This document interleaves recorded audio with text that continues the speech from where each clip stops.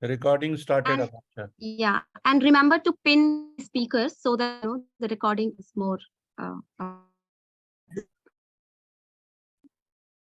So, sir, is Prakash sir? Prakash is not joined, but we already have crossed 90. Joined. No, he is joined. Good morning, Sanjay Srivastava sir. Good To morning. all the Good morning. people. I hope you can hear me.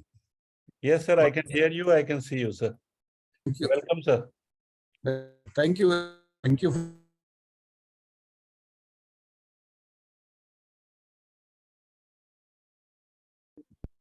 No, is what. Just give, and I'm with.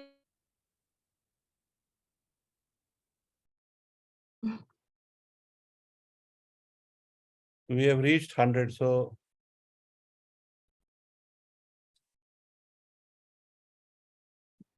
आप देख लीजिए कि restriction अगर नहीं है तो आने दीजिए, restriction है तब तक दूसरे. yes, sir. We have reached 100, sir. Let's start now, please. Okay, okay, sir. A very good morning to everyone. This is No Disasters 17th webinar, and a very warm welcome once again to each of you. Those of you who are new to our events, editor of No Disasters magazine, Akanksha, and it's a bi-monthly magazine and has been promoting knowledge transfer and dissemination of information on all aspects of disaster risk management by demystifying and simplifying the DRR measures to all the stakeholders, including common men and women.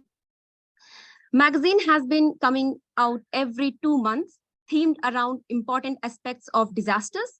For example, we have published around disaster governance,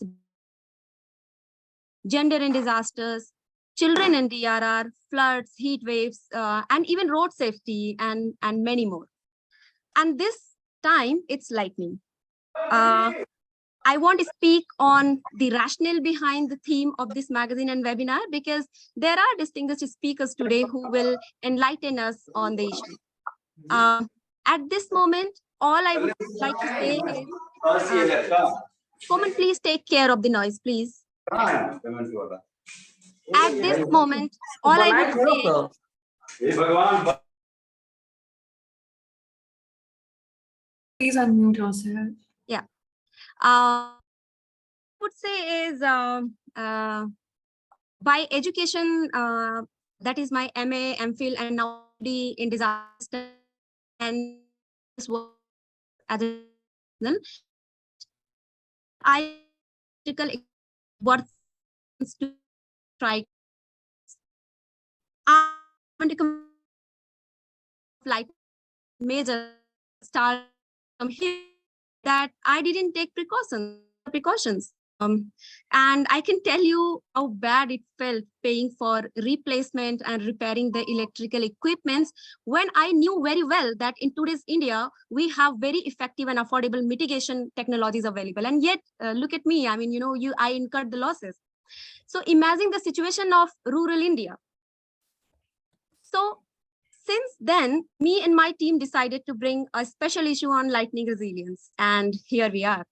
So I won't take much of your time and would like to quickly introduce you to our eminent speakers today. We have with us Anil Kumar Sinha sir, who is a retired IAS officer and is the honorary chief editor of No Disasters magazine. Sir has more than 40 years of work experience in the field of disaster management, and has also been the founder, vice chairman of Bihar State Disaster Management Authority, founder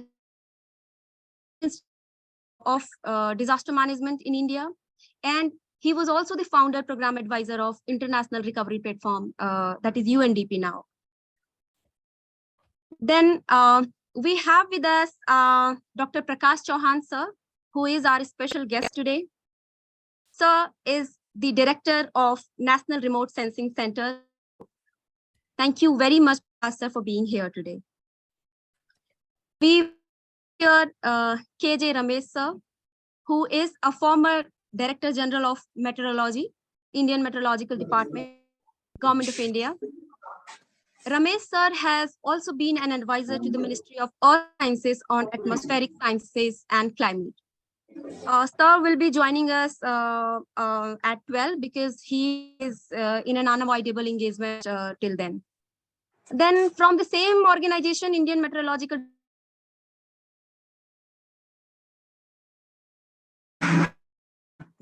who is a scientist.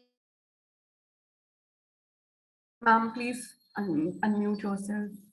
I have to mute too. I request everybody that, it's been a few years of, Hello, using platforms. Akansha? Hello. Yes, ma'am. Yes, ma'am. Sorry to interrupt you in between, but कुछ लोग ना ground level से भी इस chat में join हुए हैं हमारे साथ, तो please make it Hindi and English together, है ना? Hindi will be very much useful for them as well, तो थोड़ा दोनों रखिए आप। ठीक है मैम। तो मैं ये कह रही थी कि प्लीज हमें 2 साल तो कम से कम पैंडेमिक के टाइम से वी आर इनटू वेबिनार्स, तो आप थोड़ा नॉइस का ध्यान रखें, जो म्यूट बटन है उसका इस्तेमाल करें, जब बोलना है तभी उसको अनम्यूट करें, otherwise everybody is getting disturb. Thank you. Then we will also hear Dr. Rajarsri Bothile ma'am, who is serving Director of National Remote Sensing Center, ISRO. Welcome, ma'am, and thanks for accepting our invitation. Then we have Engineer who is an Assistant Professor of Civil Engineering at University Bareilly, Uttar Pradesh. Styles Awadhesh ji बहुत popular है अपने students के बीच में, ऐसा मुझे बताया गया है, और मैं thanks Awadhesh ji for being here today. So these are the special speakers that we have today, and now I will introduce you to Colonel Sanjay Srivastava sir, जो कि आज का सेशन मॉडरेट करेंगे। Sir is leading Climate Resilient Observing System Promotion Councils. We also call it CROPSI, which is very well known for works towards Lightning Resilient India. And Sir is convener of Lightning Resilient India campaign, joint initiative of CROPSI and Indian Meteorological Department, Government of India. Sir has recently Terry University. Sir is now Colonel Professor Sanjay Srivastava. So with this, over to you, Sanjay sir. A very, very warm good morning to everybody. A lovely Saturday morning in Delhi. It's raining plus the sunlight, and it's thundering. And today morning I was listening to an old Indian song, Sawan ka Mahina Pawan Kare Shor. So the lightning has very well been mentioned in the song, and lightning is part of our integral life. Today we are into a session launch of No Disasters magazine, dedicated to theme Lightning Resilient India. I am indeed grateful and thankful to my patron of CROPSI, patron of Lightning Resilient India, Shri Anil Kumar Sinha sir, for thinking. Sanjay sir, please unmute yourself. A very warm good morning to everyone from India and abroad. It's a lovely Saturday morning in Delhi with rains and sunlight. Before I start, I would like to express my sincere gratitude to the patron of CROPSI, the founder, patron of Lightning Resilient India campaign, Shri Anil Kumar Sinha sir, for thinking and dedicating this issue of magazine to Lightning Resilient India. Indeed, grateful to you, sir, for thinking this. His motto is, let disaster management be everybody's business. So let lightning risk management be also everybody's business. With this theme, we have a good lineup of speakers. We welcome to all of them. We welcome to the participants. And I would like to hand it over straight away to Shri Anil Sinha sir for his deliberation. Over to you, sir.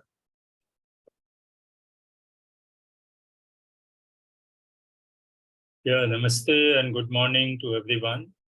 I'm very happy, to join.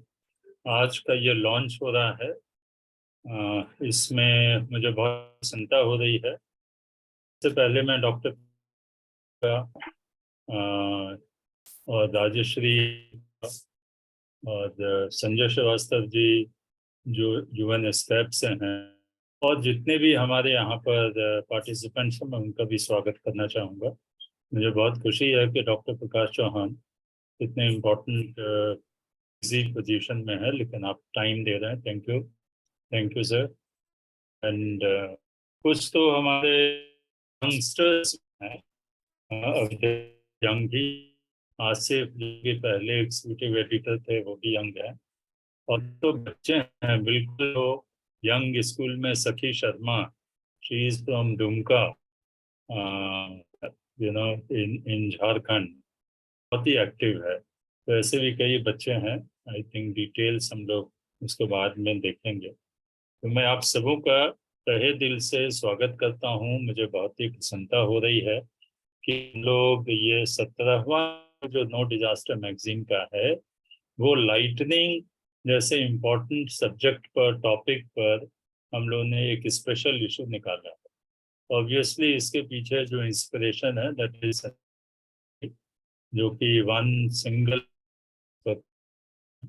तो that's I was, जब इसकी बात हम लोग कर रहे थे, then I was looking into, क्योंकि ये सवाल कई बार उठ जाता है कि do we raise, lightning as a disaster, does the government of India recognize, do the management authorities, state governments, they recognize?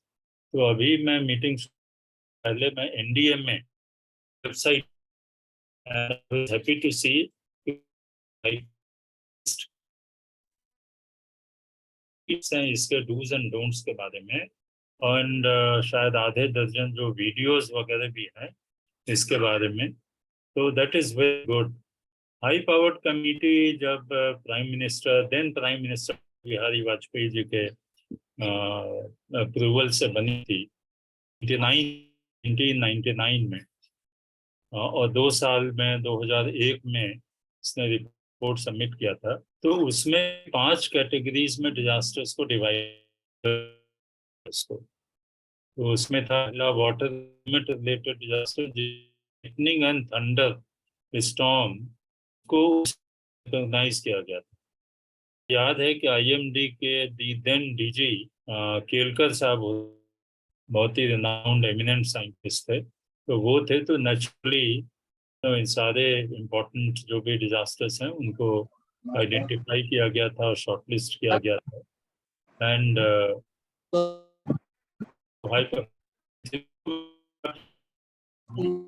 बार बार आपका अनम्यूट होता है, फिर नॉइज। हाँ प्लीज, थैंक यू।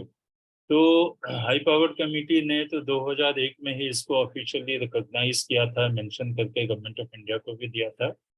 और अब समझते हैं कि 15-20 स्टेट गवर्नमेंट्स हैं जिन्होंने इसको फॉर्मली रिकॉग्नाइज किया है, और इसके लिए जो भी रिलीफ वगैरह का प्रावधान होगा।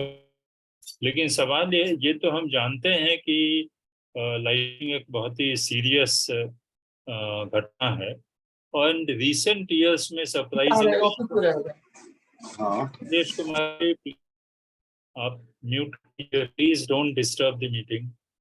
तो ये हम जानते हैं कि ये बहुत ही ये लाइटनिंग जो है तो वो कोई बहुत नई चीज नहीं। म्यूट अब हो गया, अनम्यूट है। आवाज आ रहा है? कोमल, ये Mukesh Kumar, Komal please remove Kumar Mithilesh. Shrivastava ji please दोनों को हटा। Komal please remove Kumar Mithilesh. Please remove Kanchan Kumari, Tahira Khatoon. Komal please remove Tahira Khatoon, Kanchan Kumari, Kumar Mithilesh. Okay, तो कोमल आप इस काम को करते रहो। जहाँ से भी डिस्टरबेंस होता है तो उनको कहो कि जरा इससे बाहर चले आए, उसमें कोई हर्ज नहीं है।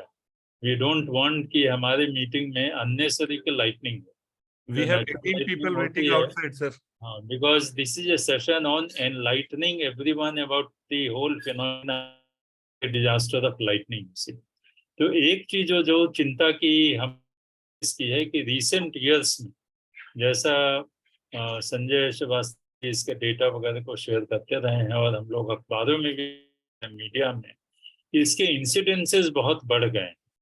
तो उसके डिटेल से हम नहीं जा रहे हैं, हमारे पास तो इमिनेंट साइंटिस्ट इंडिया के डॉक्टर प्रकाश चौहान और अदर्स हैं जो कि हमें इस संबंध में बताएंगे। हम नो डिजास्टर इस चीज पर क्यों काम कर रहे हैं उस पर 1-2 मिनट बात करना चाहूंगा कि नो डिजास्टर का जो मिशन है और जो एम है वो है मेकिंग डिजास्टर्स एवरीवन्स बिजनेस। 30-40 साल गवर्नमेंट ऑफ इंडिया में सर्विस की, आधी सर्विस हमने गवर्नमेंट ऑफ बिहार की, इंटरनेशनल भी हमने जापान में काम। इस सब के बाद हम देखते हैं हर जगह पे बड़ा अच्छा काम जनरली पिछले 20 साल में तो डिजास्टर मैनेजमेंट के क्षेत्र में बहुत रिफॉर्म्स हैं, बहुत अच्छे काम हुए हैं इंडिया में और जगह। लेकिन कॉमन मैन तक जो है, कॉमन सिटीजन तक बहुत से प्रोग्राम जो है वो पहुंच नहीं पा रहे हैं। ये नोटिस करते हैं कि इसमें काफी डिस्कनेक्ट है इससे। और इस चीज को हमने पैंडेमिक के समय में, जो अभी पैंडेमिक कोविड-19 हुआ था उस समय में फील किया था। हम गुड़गांव में रहते हैं जहाँ पर कि छोटा सा हमारा जो कॉम्प्लेक्स है, 500 लोग रहते हैं, लेकिन उसमें भी हमने नोटिस किया कि बहुत से पढ़े लिखे जो भी यंगस्टर्स हैं, लेडीज हैं, मदर्स हैं, उन लोगों में खास करके काफ़ी चिंता थी और जानकारी का अभाव। क्योंकि आप लोग को याद होगा कि 2020 में जब कोविड का ये सब शुरू हुआ, लॉकडाउन शुरू हुआ, तो मई जून के ही समय में एनसीआर रीजन में भूकंप के झटके कम से कम 8-10 बार आए। हल्के झटके थे इसलिए कोई ज्यादा नुकसान नहीं हुआ, लेकिन वो अच्छा था कि लोगों को तो उस समय में हमने जब इंटरेक्शन होता था लोगों से तो इस चीज को महसूस किया कि लोगों के बीच में बहुत ही डिलेमा था। कोविड में तो हमें अंदर रहने के लिए कहा जाता है पैंडेमिक में, और अगर आता है तो उसमें फिर बाहर ये जो हिदायत दी जाती है। तो इन सब चीज़ों को देखते हुए हम लोग ये फील करते हैं कि मेकिंग डिजास्टर्स एवरीवन्स बिजनेस जो है वो बहुत जरूरी है। ये जो डिस्कनेक्ट है अभी between the big ticket programmes of government of India, state governments, जिसमें दोनों जगह हमने काम किया है, एंड द कॉमन मैन। ये तो हम जो बात कर रहे हैं हमारे कॉन्डोमिनियम में वो तो सिटीजन्स हैं, बट वो कॉमन मैन नहीं है। कॉमन मैन तो बेचारे वो हैं जो कि कोविड के समय में हजारों लाखों की संख्या में जिनको घर बार काम अपना एम्प्लॉयमेंट जो है छोड़ करके जाना पड़ा। तो वहाँ तक हमारी मशीनरी अगर नहीं पहुँच पा रही है, हमारे प्रोग्राम्स नहीं पहुँच पा रहे हैं, जानकारी नहीं पहुँच पा रही है, और हम उनको नहीं बता पा रहे हैं कि डिजास्टर संबंध में पहले से आपको क्या करना है, dos and don't.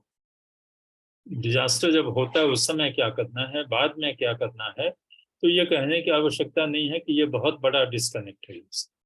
This a big disconnect जिसको कि गवर्नमेंट को तो एड्रेस करना ही है, लेकिन उससे ज़्यादा रिस्पॉन्सिबिलिटी मैं समझता हूँ सोसाइटी की आती है, and society must take initiative.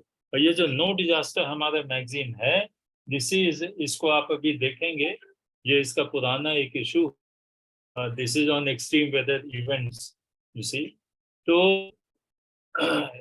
ये एक सोसाइटी का इनिशिएटिव है, छोटा सा इनिशिएटिव है।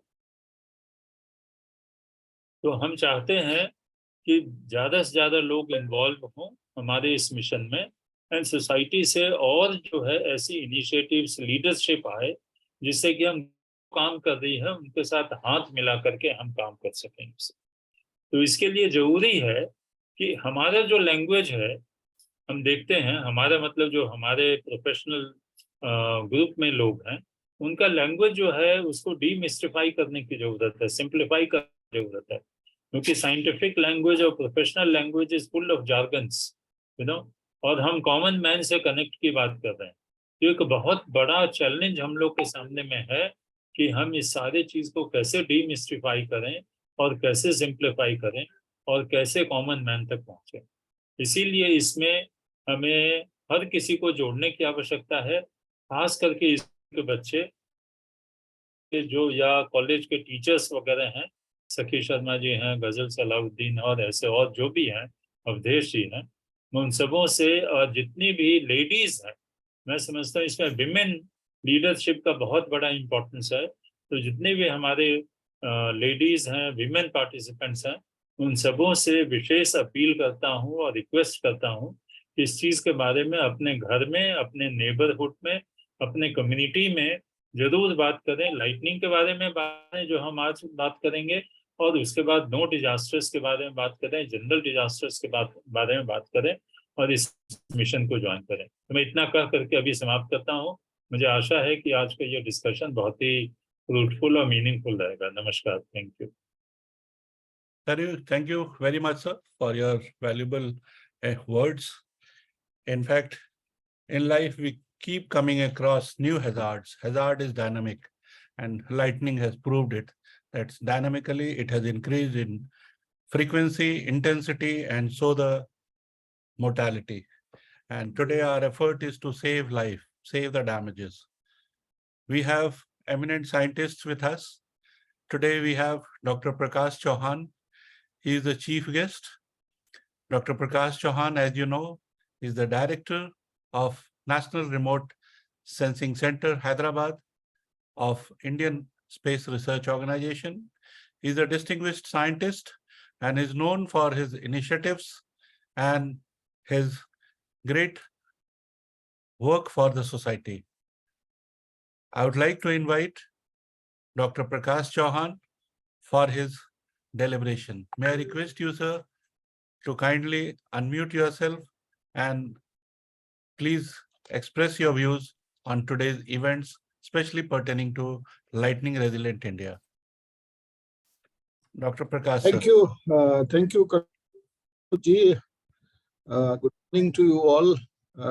Especially, I would like to congratulate, the entire team of this magazine on Know Your Disaster, where you are basically today, dedicating this particular issue of the magazine on Lightning Resilient India.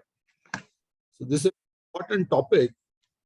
And before I start, I would also like to thank Colonel Sanjay Srivastava Sahab for giving me and giving opportunity to our all other NRSC friends, to interact and share the kind of work which we are doing as far as the overall disaster management scenario in country is concerned, and in particular to lightning, because today we are talking more about lightning.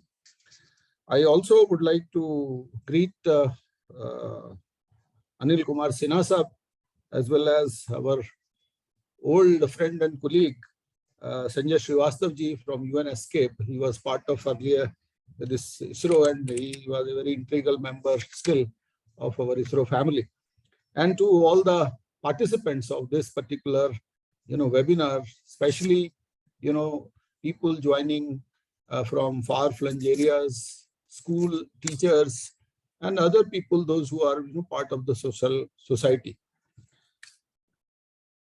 I will also would like to speak sometime in Hindi, because I think I understand that there should not be much of problem if I speak in Hindi in this group.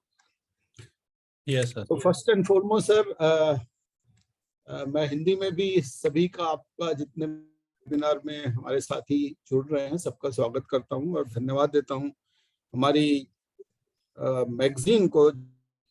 Know your disaster magazine है, उन्होंने आज ये जो महत्वपूर्ण विषय है lightning resilience for India, उसके ऊपर एक स्पेशल इशू निकाला और आज इसको हम ओपन करने वाले हैं।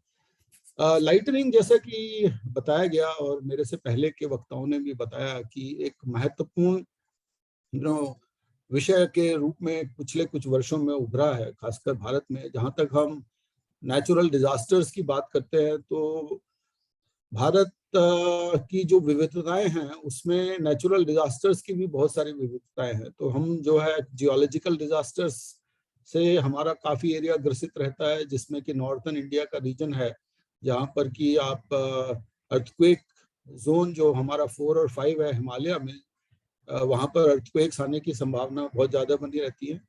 पहाड़ों में लैंडस्लाइड की घटनाएं होती है। कई जगहों पर सेंट्रल इंडिया में, साउथ इंडिया में अभी बहुत सारी घटनाएं हो रही हैं जिसमें कि जो हमारा सिंकिंग है, जो डिफॉर्मेशन है, सडनली आपको ओवरनाइट आप उठते हैं, देखते हैं आपके घरों में क्रैक्स पड़ रहे हैं। तो ये सब घटनाओं को हम वैज्ञानिक लोग जियोलॉजिकल डिजास्टर्स की श्रेणी में रखते हैं। उसमें सुनामी भी एक डिजास्टर है, जो कि एक जियोलॉजिकल इवेंट के होने से, पानी में समुद्र की सतह के में अर्थक्वेक के होने से सुनामी वेव्स आती हैं और उससे भी काफी नुकसान और क्षति होती है कोस्टल एरियाज में।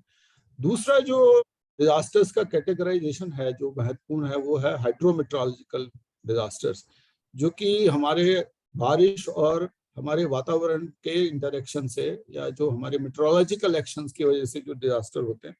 और जैसा कि अब हम आजकल मानसून सीजन में हैं, तो आप देख ही रहे हैं कि जो एक्सट्रीम रेनफॉल की घटनाएं हैं वो बहुत ज्यादा बढ़ रही हैं। छोटे समय में ही काफी मात्रा में बारिश हो जाती है, क्लाउड बर्स्ट होते हैं और खासकर पहाड़ी क्षेत्रों में काफी जो है नुकसान हो रहा है। और उससे जो बाढ़ है या फ्लश फ्लड की सिचुएशंस जो है वो हर साल उसकी जो इंटेंसिटी है वो बढ़ रही है, उसका जो एरिया है वो भी बढ़ रहा है और लोगों की कठिनाइयां भी बढ़ रही हैं। और उसी श्रेणी में जो लाइटनिंग का डिजास्टर है वो भी एक तरह से मेट्रोलॉजिकल इवेंट है।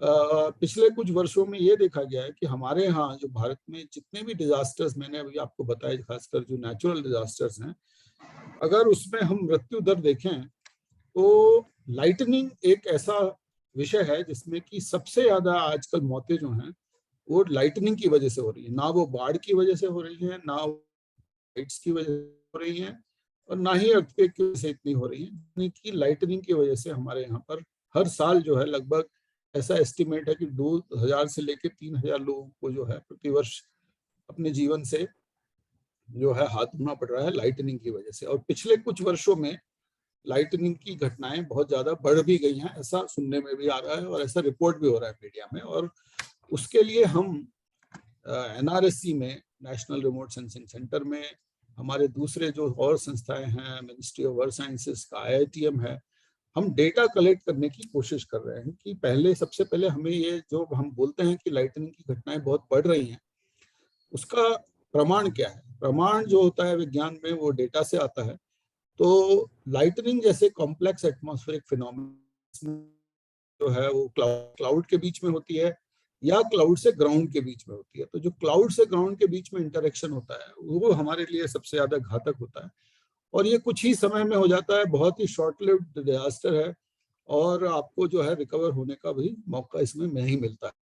तो ये बहुत ही चैलेंजिंग इशू है। जहां तक मैनेजमेंट की बात, मॉनिटर करने के लिए खासकर डेटा की घटनाओं का कहाँ किस तरह से जियोग्राफिकल डिस्ट्रीब्यूशन है, कौन से वो एरिया जहां पर की सबसे ज्यादा लाइटनिंग होती है, तो इस बनाने के कुछ प्रश्न किए जाते हैं।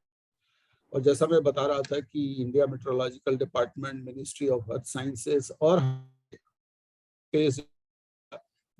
नेशनल रिमोट सेंटर जिसका मैं अभी डायरेक्टर हूँ, हमने काफी प्रयास किए हैं। और इसके लिए RSC ने खासकर, हम अपने प्रयासों के बारे में बताना चाहूंगा आज इस सेमिनार के माध्यम से, क्योंकि कम्युनिटी के लोग यहाँ हैं, खासकर एजुकेशन कम्युनिटी से जुड़े हुए और सोशल संस्थाओं से, सामाजिक संस्थाओं हुए लोग भी हैं।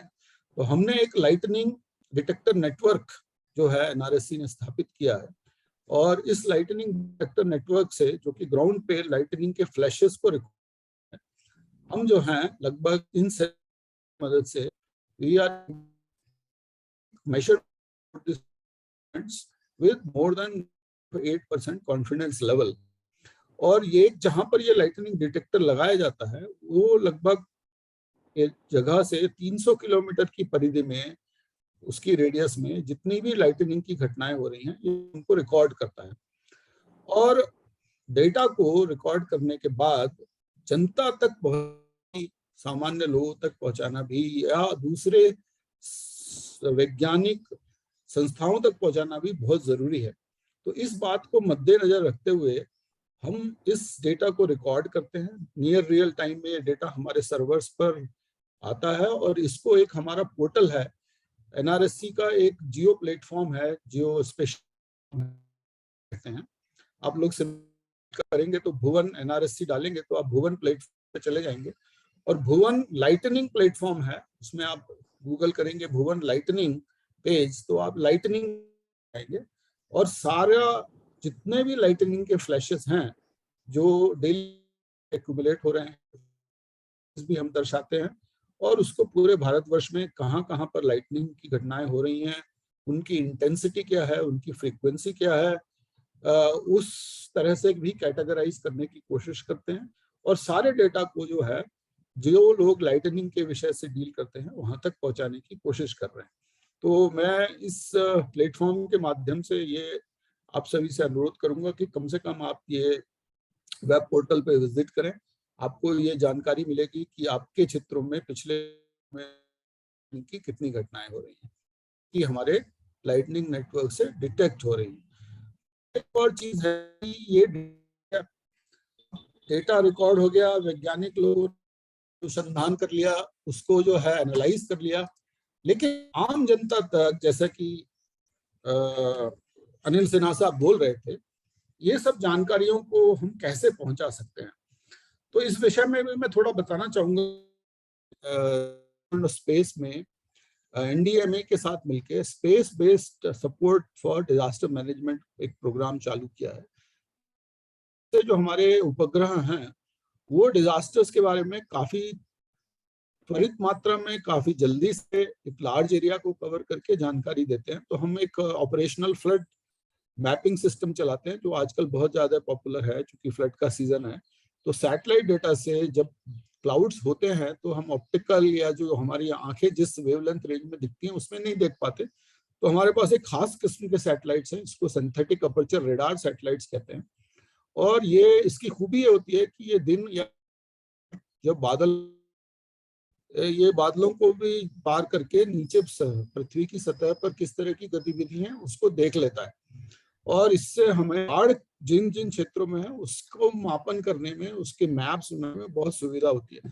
तो आज हमने ऐसा सिस्टम बनाया है कि जैसे ही किसी एरिया के ऊपर जहां बाढ़ है और सैटेलाइट उसके ऊपर ओवर पास हो रहा है तो 2 या 3 घंटे में वो जानकारी हम अपने वेब पोर्टल पे डाल देते हैं, और वो पूरी जानकारियां NDMA और MHA के सेल के द्वारा ग्राउंड लेवल पर जितने भी लोग रिलीफ कमिश्नर्स हैं या जो लोग फ्लड मैनेजमेंट में या NDRF में हैं उनके साथ ये जानकारियां शेयर होती हैं, और वो ग्राउंड पर इन जानकारियों के हिसाब से एक्शन भी लेते हैं।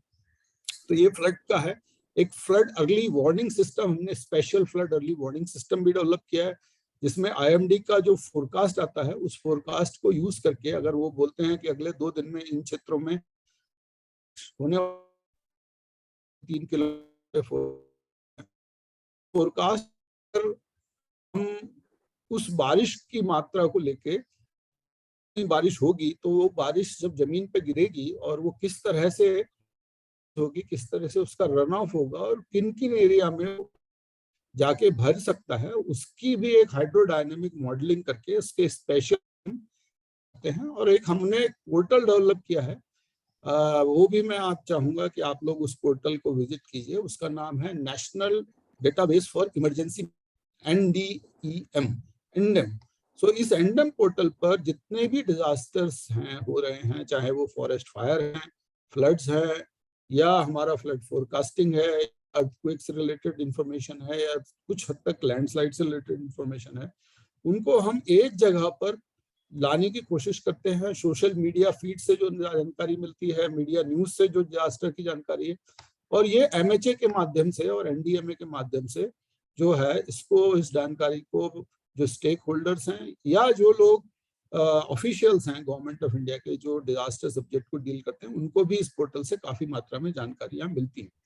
अब जहां तक लाइटनिंग है तो लाइटनिंग डिटेक्टर का डेटा भी NDEM पोर्टल पर जाता है, और उस डेटा को एनालाइज करके हमारे जो वैज्ञानिकों ने कम से कम ये जानकारी तो जुटा ली है कि कौन से ऐसे डिस्ट्रिक्ट्स हैं भारत में जहां पर कि पिछले 5 या 6 साल ग्राउंड फ्लैशेस होते हैं। मेरे टेक्निकल लेक्चर है वो आप जान पाएंगे, पर मैं मोटा मोटा बता देता हूं कि झारखंड, उड़ीसा, महाराष्ट्र, मध्य प्रदेश और बिहार के कुछ ऐसे डिस्ट्रिक्ट्स हैं जो कि बहुत ज्यादा है, उनकी वनरेबिलिटी है लाइटनिंग डिजास्टर्स के लिए। तो ये जानकारियां तो आजकल हमारे पास ये लाइटनिंग से आ गई हैं। अब तीसरा पॉइंट होता है कि इसको मिटिगेशन कैसे करें, क्योंकि सामान्य व्यक्ति के लिए मिटिगेशन बहुत महत्वपूर्ण चीज है। वैज्ञानिक लोग अपना डेटा कलेक्ट करते हैं, लेकिन जो सामान्य व्यक्ति है, जैसा कि सिन्हा साहब बता, वहां तक उनको डिजास्टर्स के प्रभावों से किस तरह से हम उनको कम से कम क्षति हो, नुकसान हो, इस चीजों की भी जानकारी देना इसलिए जरूरी है क्योंकि ये हम सब ये सब चीजें क्यों कर रहे हैं, कॉमन टैक्स पेयर का पैसा क्यों इसमें लगाया चाहिए। ये मीडिया को बहुत खास मिटिगेशन हम उन्हें ग्राउंड पर लेना चाहिए लाइटनिंग से बचने के लिए। तो लाइट खुले में तो लोग पास इसके पास रहते हैं कि जब गिरती तो वो ग्राउंड जब उसकी होती है तो उस प्रभाव में रहने पर ज्यादा इफेक्ट्स होते हैं। तो इस ऐसो और उसको लोगों को जाए, ये चैलेंज है। तो मेरे ख्याल से जो आज का क्रम है या जो हमारी मैगजीन्स हैं, सोशल मीडिया प्लेटफॉर्म्स हैं, उनके माध्यम के इन जानकारियों को वैज्ञानिकों से होते हुए सामान्य जनता तक पहुंचाना भी एक बहुत बड़ा कार्य है। और इस कार्य में शायद थोड़ा गैप समझते हैं और उस गैप को हमें आगे आने वाले समय में उसको ब्रिज करने की बहुत ज्यादा आवश्यकता है। लेकिन मेरा ऐसा विश्वास है कि जैसे जैसे हमारे यहाँ जागृति बढ़ रही है, वैज्ञानिक शोध हो रहे हैं और उन वैज्ञानिक शोधों को सोशल लाइफ के साथ कनेक्ट करने के भी बहुत ज्यादा प्रयास पिछले कुछ वर्षों में होने लगे हैं। तो आगे आने वाले समय में मेरी ऐसी आशा नहीं, पूर्ण विश्वास है कि हम इन विषयों में भी बहुत अधिक आगे बढ़ पाएंगे और विज्ञान को किस तरह से सामान्य व्यक्ति तक ले जा सकते हैं उसमें भी हमें सफलता अवश्य मिलेगी।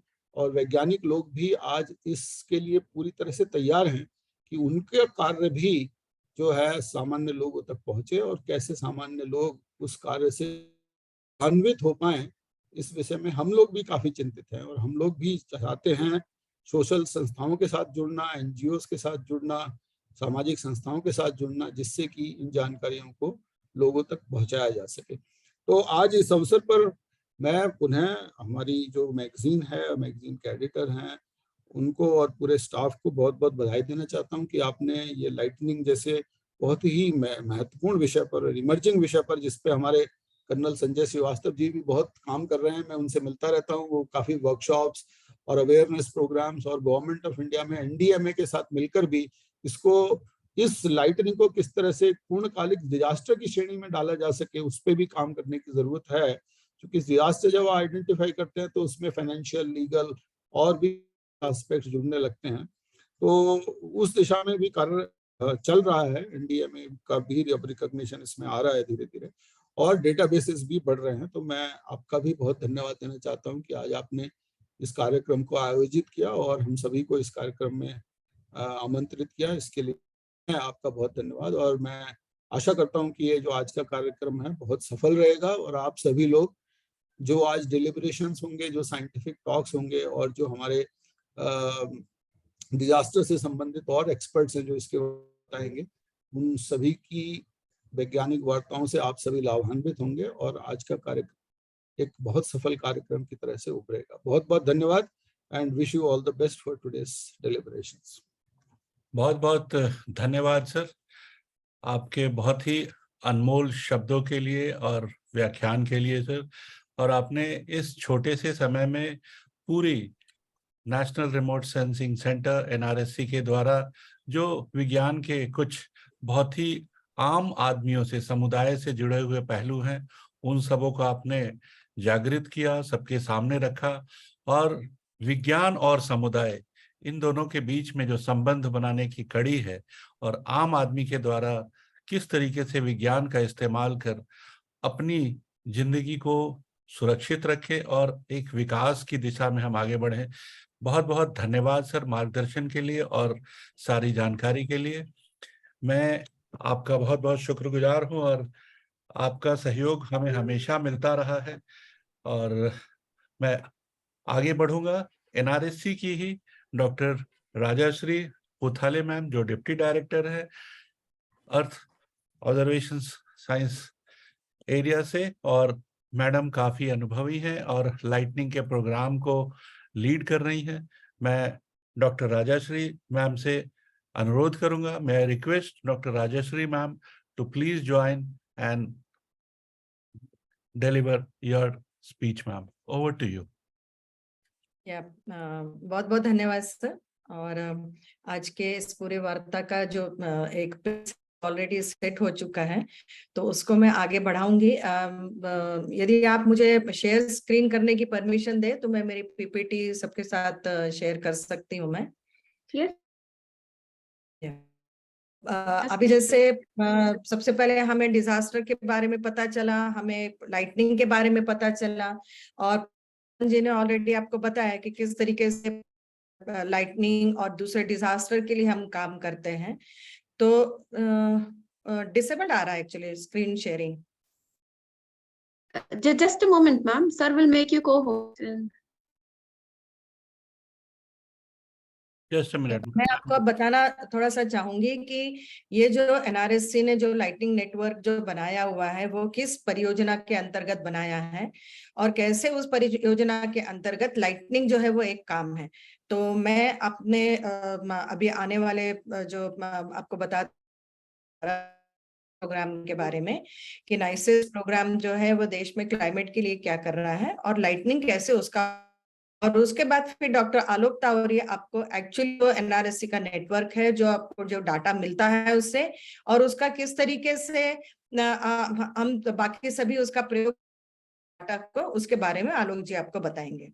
तो मेरे ख्याल से शेयर स्क्रीन करने में अभी होस्ट नहीं हो रहा है। हो रहा है मैम, बस हो गया ma'am. Over to you. Just yes,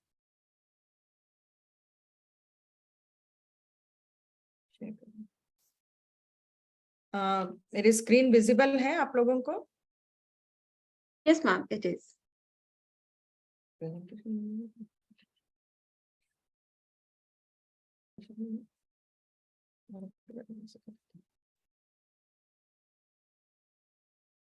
ना, मेरे ख्याल से प्रेजेंटेशन मोड में जाने में कुछ प्रॉब्लम हो रहा है, तो मैं ऐसे ही इसको प्रेजेंट करती हूँ फिर मैं।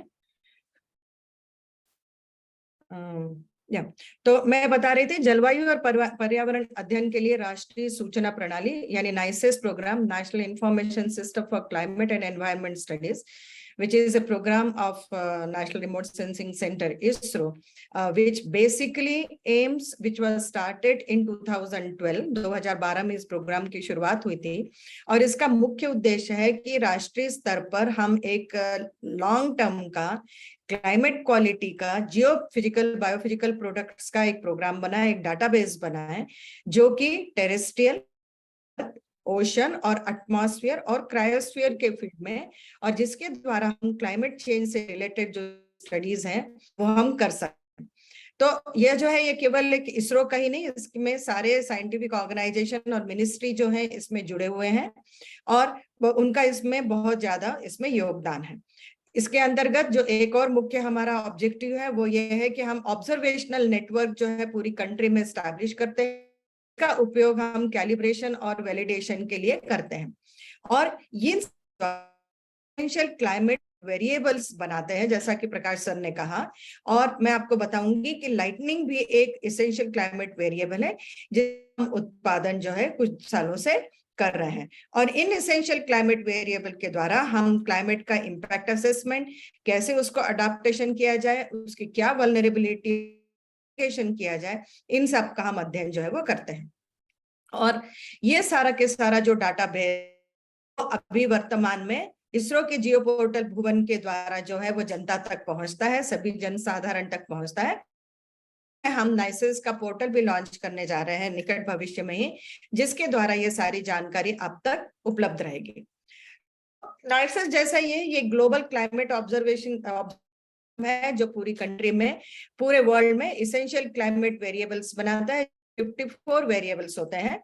और जैसे आप देखेंगे कि एटमॉस्फेयर में लाइटनिंग जो है एक वेरिएबल है, क्लाउड्स के बारे में, क्लाउड जो है उसी तरीके से धरती, ओशन और क्रायोस्फीयर, एटमॉस्फेयर, बायोस्फीयर, हाइड्रोस्फीयर भी में इसेंशियल क्लाइमेट वेरिएबल्स हैं।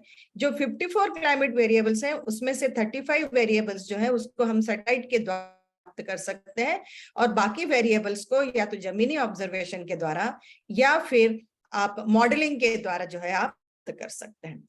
तो वर्तमान में जो है ये 12 मॉडल्स हैं जो अभी हमारे हैं, और इसके अलावा हम करीबन 70 प्रोडक्ट्स जो है जियोफिजिकल प्रोडक्ट्स वो हम बनाते हैं। और ये जब जियोफिजिकल प्रोडक्ट्स काफी समय के लिए हमारे पास इनके हैं, तब वो इसेंशियल क्लाइमेट वेरिएबल्स बन जाते हैं। जैसे अल्बिडो, ये सब जो है, ये जितने लोग जो है क्लाइमेट के द्वारा जुड़े हुए हैं, क्लाइमेट में काम करते हैं, ये उनके लिए काफी आवश्यक वेरिएबल्स हैं। तो जैसे वेरिएबल्स हम यदि बात करें तो हमारे पास 20 साल के 4 वेरिएबल्स हैं, 15 से 20 साल के आंकड़ों के 4 हैं, और 5 से 10 ईयर के 15 हैं जो अभी हमारे पास उपलब्ध हैं। और जैसे ही ये काफी साल का आंकड़े आ जाएंगे वो इसेंशियल क्लाइमेट वेरिएबल्स में कन्वर्ट आएंगे। इसमें से कुछ सैटेलाइट के द्वारा बनाए गए हैं, कुछ डिराइव किए गए हैं, और कुछ भारतीय उपग्रह के द्वारा हैं, और कुछ अंतरराष्ट्रीय उपग्रहों के द्वारा बनाए गए हैं। तो ये जो नाइसिस पोर्टल है, ये ईसीवीज और जियोफिजिकल डाटा प्रोडक्ट्स, ये ऑनलाइन पोर्टल भुवन के माध्यम से, तो आप यदि bhuvan.nrsc.gov.in पे यदि आप जाएंगे तो इस तरीके से आपको स्क्रीन मिलेगी। इसमें आपको ये देखेंगे आप क्लाइमेट एंड एनवायरनमेंट, तो आप यदि क्लाइमेट और एनवायरनमेंट में आप जाएंगे तो उसके थ्रू आप नाइसिस की इंफॉर्मेशन जो है वो कलेक्ट कर सकते हैं। या फिर यदि आप एनआरएससी की वेबसाइट में जाएंगे www.nrsc.gov.in, वहां पर यदि आप देखेंगे तो इस तरीके से नाइसिस का लोगो आएगा, और उस तरह से जाकर आप अर्थ एंड क्लाइमेट स्टडीज के ये जो डाटा है, डाटाबेस है, इसके बारे में आप जानकारी ले सकते हैं। के डाटा है, एक अर्थ से रिलेटेड है, एक ओशन से रिलेटेड है, और एटमॉस्फेयर और क्रायोस्फेयर से रिलेटेड है। तो इस तरीके से आपको जो डाटाबेस है, जैसे कुछ एग्जांपल हमने यहाँ पर दिए हुए हैं। ओशन में एकमन करंट्स होती हैं, ओशन का मीन टेम्परेचर हो गया, या सी लेवल के इंफॉर्मेशन हो गए, सब रिलेटेड ओशन रिलेटेड कुछ डाटाबेस हैं जो कि आपको हमारे पोर्टल पे मिल जाएंगे। उसी तरीके से यदि आप देखेंगे तो लैंड यूज, लैंड कवर, जो सभी इसका प्रयोग करते हैं, उस तरीके के मॉडल्स जो हैं वो आपको लैंड यूज, लैंड कवर का इंफॉर्मेशन भी जो आपको जो है पोर्टल के द्वारा आपको मिलता है, जिसमें आपको पूरे कंट्री में हर रेगुलर इंटरवल पर हर साल आपको रबी की क्या मात्रा है, क्रॉप कितना है, खरीफ क्रॉप कितना है, डबल क्रॉप कितना है, और बाकी अन्य लैंड यूज, लैंड कवर की हर साल में क्या स्थिति है, उसके बारे में आपको जानकारी को मिलती है। यदि हम एटमॉस्फेयर और क्लाइमेट साइंस करें तो ये इसमें जैसे आपको पोर्टल में जब आप जाएंगे तो वहां पर आपको नाइसिस पड़ेगा, फिर एटमॉस्फेरिक साइंसेस आप सेलेक्ट करेंगे, तो जो भी एटमॉस्फेरिक साइंसेस के अंतर्गत हैं उनके बारे में आपको जानकारी मिलेगी। ये जैसा ये है कि जिसमें हमने cloud top temperature, cloud cover और लाइटनिंग का इसी का मैप है, जो आपको आलोक जी आपको और अच्छे से आपको दिखाएंगे। मैं शायद प्रेजेंटेशन मोड में अभी नहीं जा पा रही हूँ, मैं चेक करती हूँ मैं। तो क्लाउड टू ग्राउंड लाइट, ये सब चीजें जो है आपको इसमें आपको दिखेंगी। ये तो मैंने जस्ट 1 जून का, ये आपको जून महीने का किया था कि कैसे कितने जगह पे और कैसे काउंट है जो हमारे इंस्टीट्यूट जो है वो रिकॉर्ड की गई है। नाइसिस का प्रोडक्ट जो है, नाइसिस के प्रोडक्ट सभी लोग बहुत इसका इस्तेमाल करते हैं। तो अभी ये देखेंगे जैसे प्रोडक्ट्स जो है 21%, लेकिन वो अब धीरे धीरे बढ़ रहे हैं, बिकॉज लाइटनिंग के प्रोडक्ट्स के बारे में बहुत हमें प्रोडक्ट्स के लिए लोगों की बहुत डिमांड आ रही है। तो ये अभी आने वाले दिनों में ये 21% से शायद 30%, 34% बढ़ जाएंगे। यूनिक यूजर्स आप देख सकते हैं कि हर साल वो बढ़ते जा रहे हैं, और एकेडमिया, गवर्नमेंट एंड अदर्स, ये 3 हमारे प्राइवेट यूजर्स हैं, 3 टाइप के यूजर्स हैं जो डाटा का प्रयोग कर रहे हैं।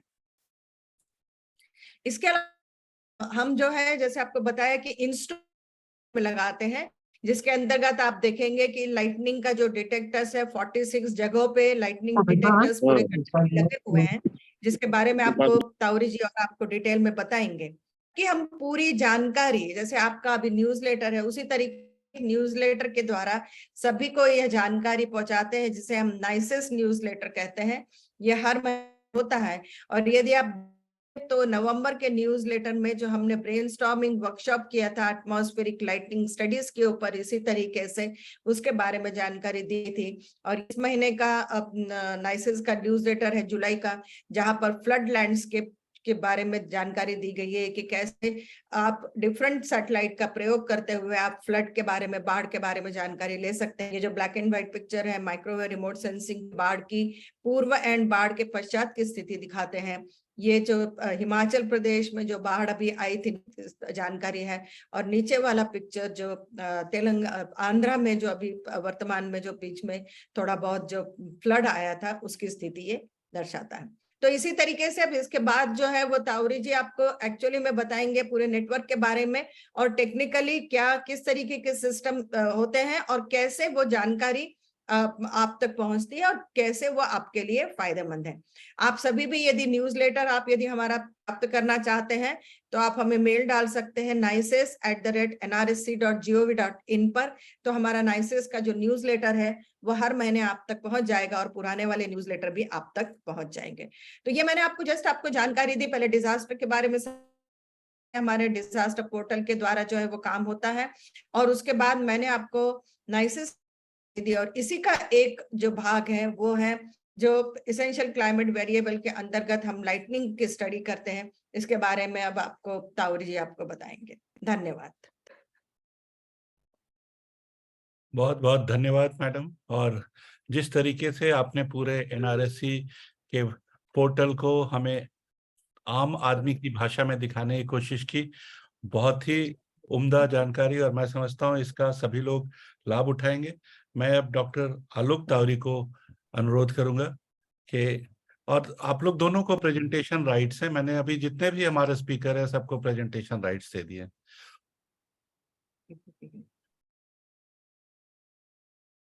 तो मैं बताऊं, अभी जो फ्लड आया है दिल्ली में या उत्तराखंड या हिमाचल या असम या नागालैंड, सब जगह हम लोगों ने एनआरएससी के प्रोडक्ट्स का बहुत अच्छा इस्तेमाल किया। दिल्ली सरकार ने खास करके जब हमने उनसे शेयर किया तो बहुत ज्यादा इसका लाभ पहुंचा। जिस तरीके की सर्विसेज हमें एनडेम से मिल रही हैं वो फेनोमेनली गुड सर्विसेज हैं। और थैंक मैं यू चाहता श्रीवास्तव हूं, जी, आप एक हमको चिट्ठी लिख के भेज दीजिए सर जो आप बिल्कुल बोल सर, रहे हैं।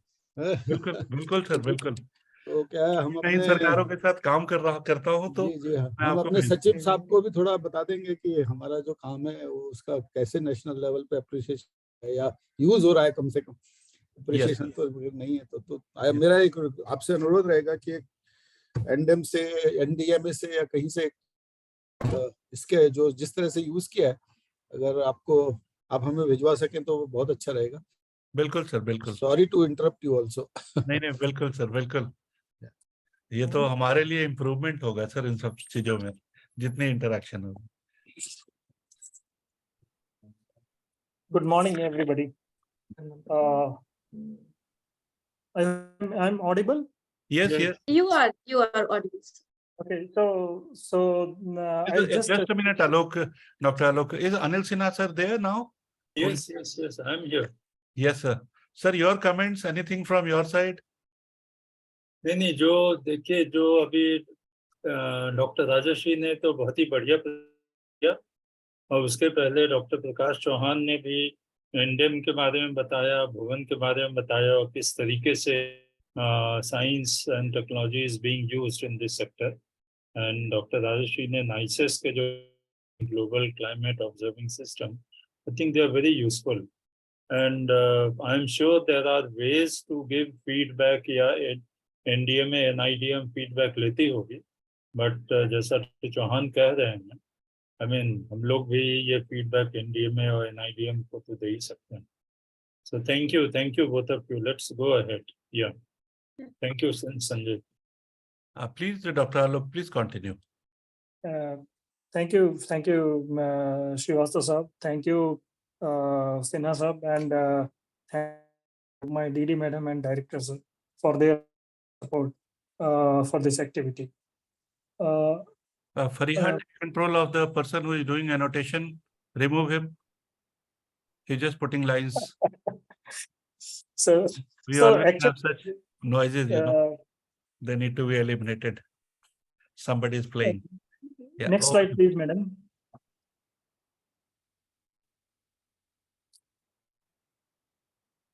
Hello, madam, can you please go to the next?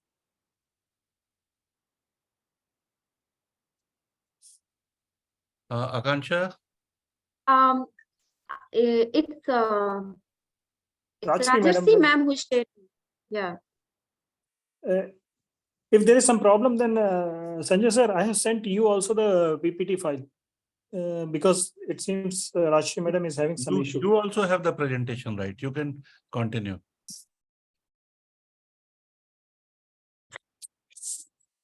Presentation rights has been given to all speakers.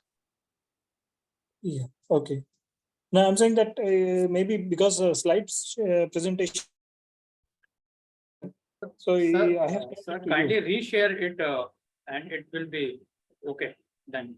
If you can reshare it.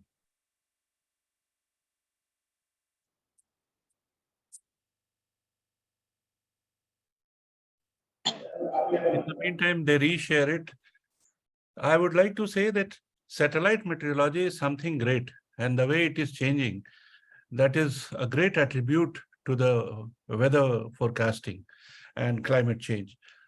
The way we have got all the inputs, it's phenomenal. Dr. Tauri, please continue. Okay, sir. Let me.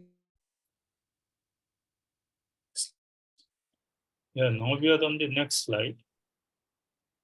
Actually, there is a problem happening. Now the slides were changing. There should be no difficulty. Actually, someone was Someone doing is playing dirty, sir. In between. playing on that, so I lost Somebody control. is annotating. Now again, here I'm and sharing it. Wait. some, undesirable element has entered his annotating, So it's disturbing the slide presentation. Komal, Fariha, please identify that person and remove.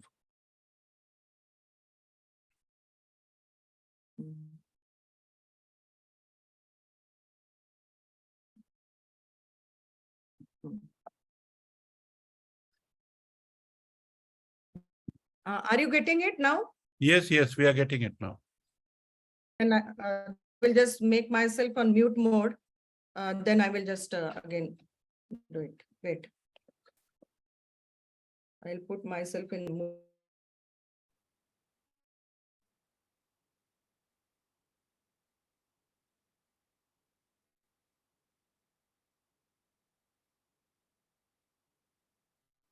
Yes, Dr. Alok, please continue.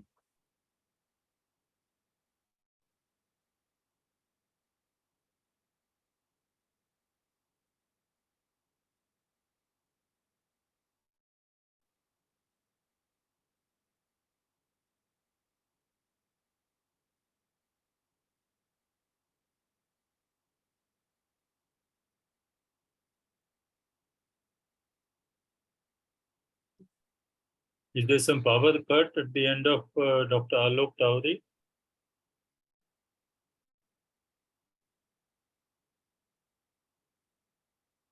Now, is it coming? Yes, please go ahead. Alok ji, please go ahead.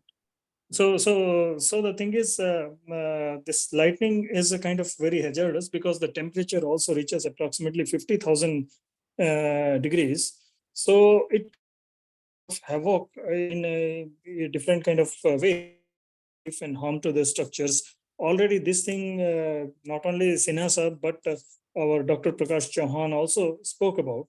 So I'll not spend much time on this slide. We'll spend time in the next slide. And one important thing is that as the global warming is increasing because of global warming, per degree centigrade change, it seems that about 17% enhancement in lightning occurrences are happening, which reported by Romps et al. So it's going to be like more and more important as the time progresses. So we'll go to next slide, please, madam. So this is some kind of snapshot suggesting the kind of effects the lightnings to the different kind of life is. Every now and then we see that there is some kind of enlightens quite a lot of people. And important thing is that although government provides some kind of to these families by means of 2 lakhs, 5 lakhs, but important thing is to think that what happens to the family. It was their breadwinner is gone. So it's one of the very important aspect, focus on this kind of thing, not only from measurement point of view, but also from the mitigation point of view. So in this way, assuming this use, NRSC kind of establishment of a lightning network. Next slide will show. Next slide, madam, please. So this is the kind of thing what 2015 to 2020, this is in suggest that 41% of the deaths, weather-related deaths occurring is because of lightning, followed by the kind of flood, winds and cyclone. So it is the most important disaster, as Sinha Saab also suggested earlier, said and told that this is one of the most important disaster. It's there, and as Roms et al. And other people have suggested, that 1 degree centigrade change is going to enhance about 17% lightning occurrences more. So it becomes more alarming situation.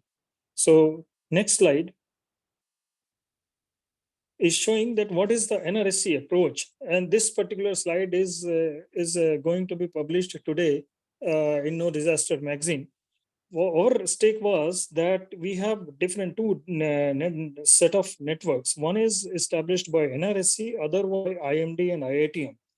So what we believe is you establish network, take the observations. We'll start with the pink ellipse observations.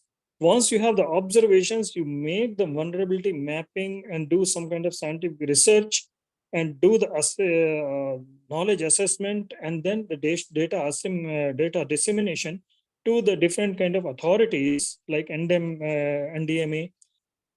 The reason for that is you have a vulnerability mapping. So what kind of mitigation efforts should be there and what kind of efforts should be concentrated where? That particular thing, this vulnerability mapping can give. Then once you have vulnerability mapping, then the obviously authority asks, what about mitigation program? Then it's important to have some kind of forecasting. So that's where actually numerical weather prediction picture. So you have a numerical model weather prediction where actually you can give forecasting.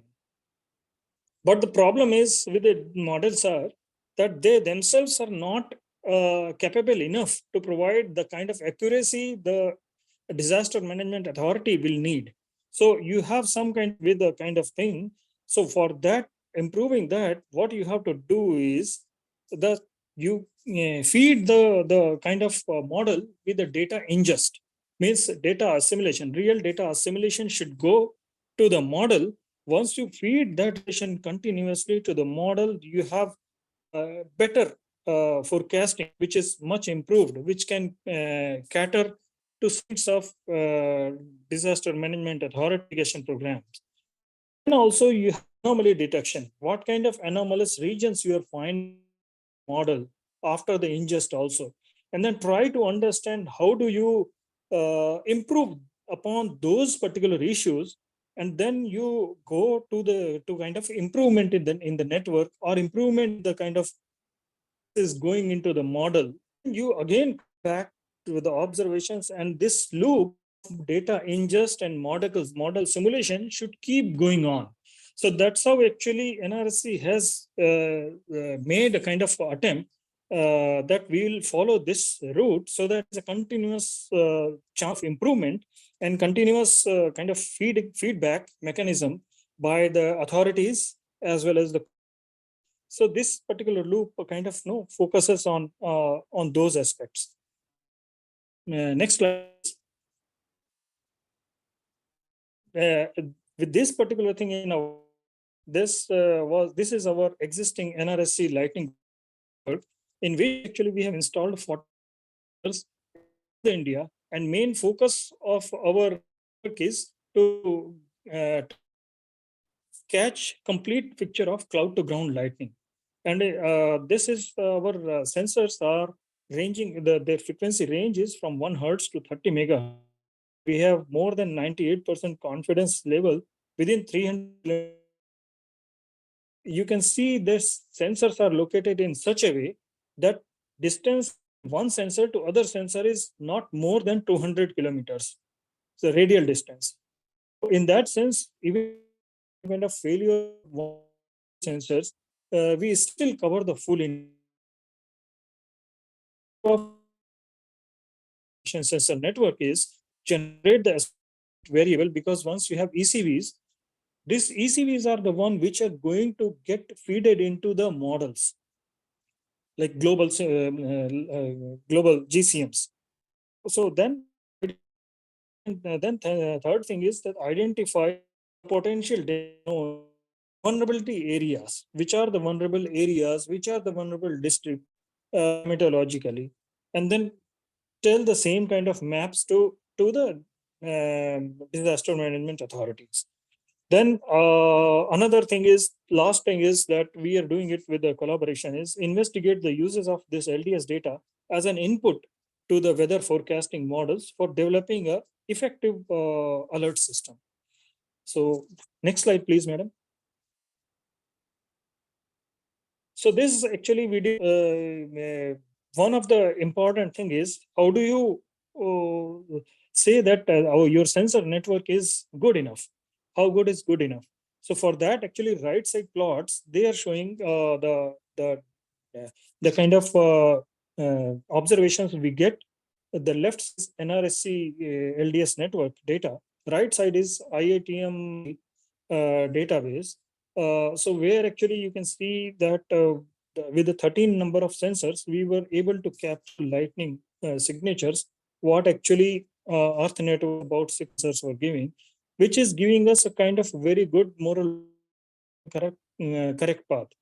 But another thing is, important thing is, how much is the location accuracy? So left horizontal bars will show how what is the accuracy. If you see, if the number of sensors for a particular event is recorded by more, location accuracy goes down to 100 meters. So that's the kind of accuracy position we are getting. So we feel that we'll to the places to NDMA. This will be actually very good and meaningful. So next slide, please, madam. So this particular data, in part, in as a sub, in a form of essential climate variable, we host every day onto the Bhuvan, which is NICE's portal. And the bottom side is shows that what is the GCOS, which is WMO agency. What is the lightning ECV? They say that 10 kilometer by 10 kilometer, how much the number of cloud to ground occurrences, lightning flashes are there. Those things are considered as ECV. Next, this data can be downloaded by anybody, as Dr. Prakash Chauhan and Dr. Rashim Dothale madam also suggested. Anybody can register for this data. Anybody can take this data. So it's a kind of open. Next slide, please. The time monitoring करना होगा, we are half an hour late, I suppose. But in 3 minutes, I will finish, sir. So this left slide plot is Dr. Chauhan was telling what are the vulnerable states where the lightning is occurred a lot. I have made the district maps also where the lightning is occurring more. And this kind of thing we can see. And the right side plot is one of the event which happened in Bihar. 100 people lost their life. So we can use of things. And next slide, please. So this is another important thing is what time is the lightning occurrences maximizing. Because what the TRMM data is that around 4 o'clock, the peak of the lightning occurrences. But what we did the analysis is that the peak time of lightning occurrences varies from one zone to other zone. These which were defined, you can see that bottom thing that in some places lightning peak occurrence is early morning. Some places it's about 12 hours to 14 hours, and some places it's about 4 p.m. So that is the kind of thing. And another funny thing, what we have noted, which is a little bit puzzling, is instead of noticing lightning occurrences more in the March-April month, we are noticing that more lightning is occurring in August and September months. So that is shown in the left panel plots, left two plots, and the right two plots are showing what is the maximum time of occurrences of the lightning, diurnal parector. Next slide, please. So this, together with this, we tried to do some kind of WRF forecasting also by doing some data ingest from NRSC lightning data. So we are finding that we are good enough. We are capturing lightning quite good enough. Means the here POD probability of was approximately 74.74, 74%. On this job, but we are trying to do in TM, IMD, and NESAC, and recently NCMR WF as well. So we are on the job, and I think with the kind of association we have with the CROPSI and NDMA and NDEM, we'll be in a good position to disseminate this kind of data to everybody, and we'll be able to serve the society much better. Thank you, sir. Thank you so much, Dr. Tauri, for very, very good, very insightful delivery. You can see the importance of satellite meteorology and how things have been deciphered. So, science का ये काम होता है कि जो भी जानकारी हमें नहीं है उसे सामान्य शब्दों में आम आदमी के लिए उसे डालें, और जो लाइटनिंग का समय इन्होंने बताया वो बहुत ही महत्वपूर्ण होता है, क्योंकि आज हम लोग पूरे देश में लाइटनिंग रेजिलेंट इंडिया कैंपेन चला रहे हैं और हम देख रहे हैं कि ये जो समय है, किसान सवेरे 5 बजे घर से निकल जाता है, उस वक्त किसान को जानकारी मिल जानी चाहिए कि उसके खेत में क्या हो रहा है। मैं ये कहूंगा कि लाइटनिंग फोरकास्ट या अर्ली वार्निंग एक इवॉल्विंग सब्जेक्ट है, नया सब्जेक्ट है, इवॉल्व हो रहा है। मैकेनिकल फीचर्स जो होते हैं, convection, friction, development of electromagnetic impulse, detection, ये एक अलग फील्ड है। इलेक्ट्रिकल एनर्जी जो फॉर्म होती है वो अलग फील्ड है, और दोनों के बीच में काफी कॉम्प्लेक्स रिलेशनशिप है। उस दिशा में काफी रिसर्च करने की जरूरत है। जहां तक फोरकास्टिंग का सवाल है, ये इंडिया मेट्रोलॉजिकल डिपार्टमेंट का डोमेन है, और एक कन्वर्जेंस ऑफ एफर्ट्स के साथ हम इसमें काफी अच्छा इंप्रूवमेंट कर सकते हैं। आपको पता है कि भारतीय मौसम विज्ञान विभाग, डॉक्टर के.जी. रमेश सर यहाँ है, और जिस तरीके से लाइटनिंग का आप मैप देखेंगे तो उसमें 10 मिनट्स, 15 मिनट्स बैक, 30 मिनट्स पूरी सैटेलाइट इमेजरी आती है। तो ये बहुत अच्छा एक कन्वर्जेंस ऑफ एफर्ट्स हो रहा है, दिख रहा है, और इस पे काम किया जा रहा है। मैं रिक्वेस्ट करूंगा आगे बढ़ते हुए प्रोग्राम में हमारे साथ काफी एमिनेंट स्पीकर्स हैं। डॉक्टर सोमा सेन रॉय ऑनलाइन है। मैं रिक्वेस्ट करूंगा डॉक्टर सोमा सेन रॉय को कि वो अपना स्पीच दे। डॉक्टर सोमा, आपका कोई प्रेजेंटेशन है क्या? नमस्ते श्रीवास्तव जी, नमस्ते everybody. Of course, I was told in the last moment the subject, so I'll try to be very brief. I have a small presentation. Date of accident बताइए।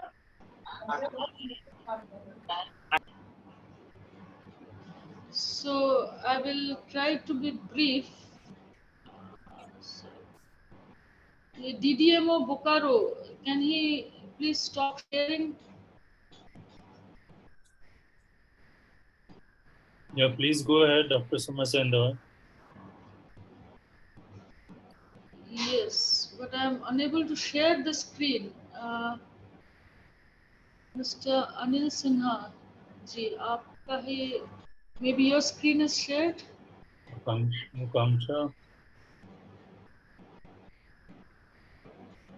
Akanksha, please make Samasya Dai co-host.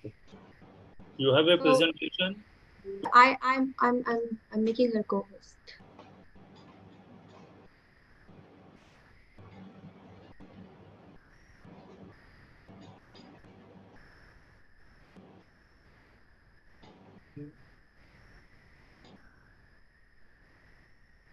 ऐसा करो It's still not working. क्या हो अभी तक she has not become co-host. तो सामने colonel Rathi का डेथ हो गया Samasya Dai को co-host बनाइए जल्दी से. हाँ कर रहा हूँ sir actually just there is a death in front of my house colonel Rathi is no more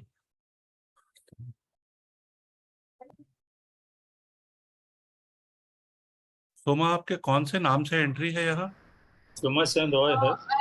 I am registered with Soma Sen Roy.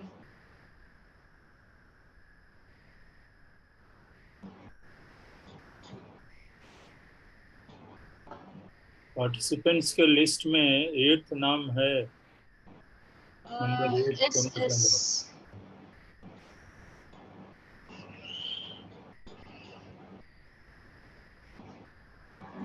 I got it. Just a minute.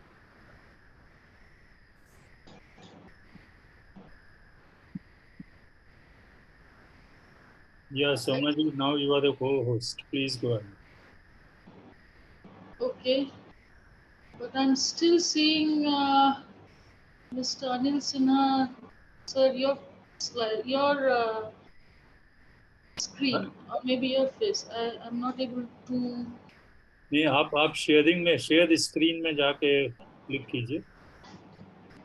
नहीं आ रहा.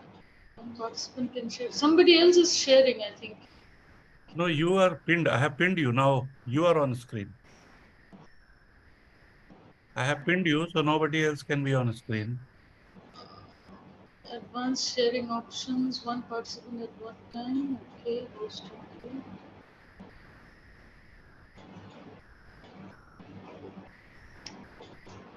No, I think I'm only seeing Mr.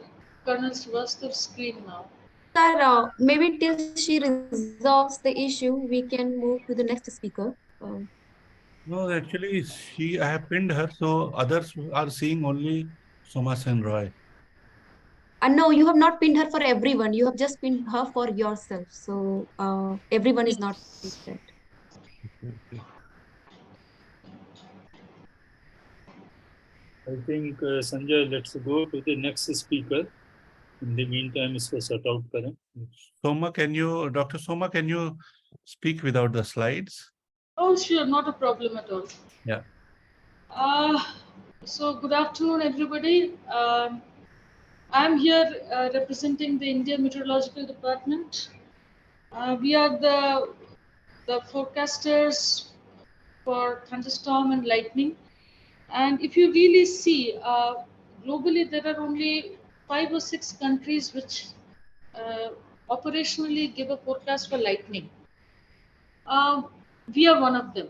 It is a lot of effort that goes on behind it.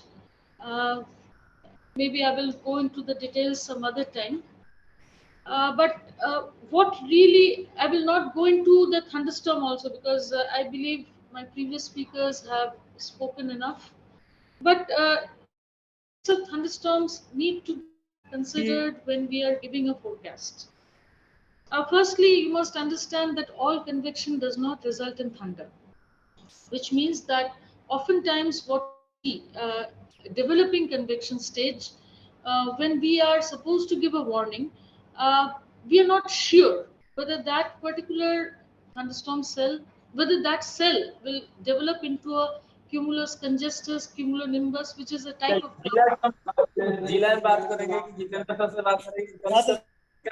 आप लिखित हमको दे दीजिए.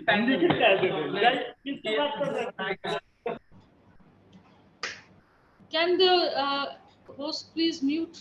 Yes. I have muted them. Yeah, so it's often a very difficult task to give a forecast for thunderstorms and also for lightning, simply because it is dependent upon multiple factors, like from cumulus stage to cumulonimbus stage, which is the lightning producing stage, is a very complex mechanism that depends upon a lot of factors, including moisture, including subcloud layer, air quality, many other factors, which together produces a thunderstorm cell. So that makes our job difficult, and for that we have standard operating procedures for giving a forecast, whether it is for thunderstorm, whether it is for hail, whether it is for lightning, and we issue these forecasts at district level and also for stations.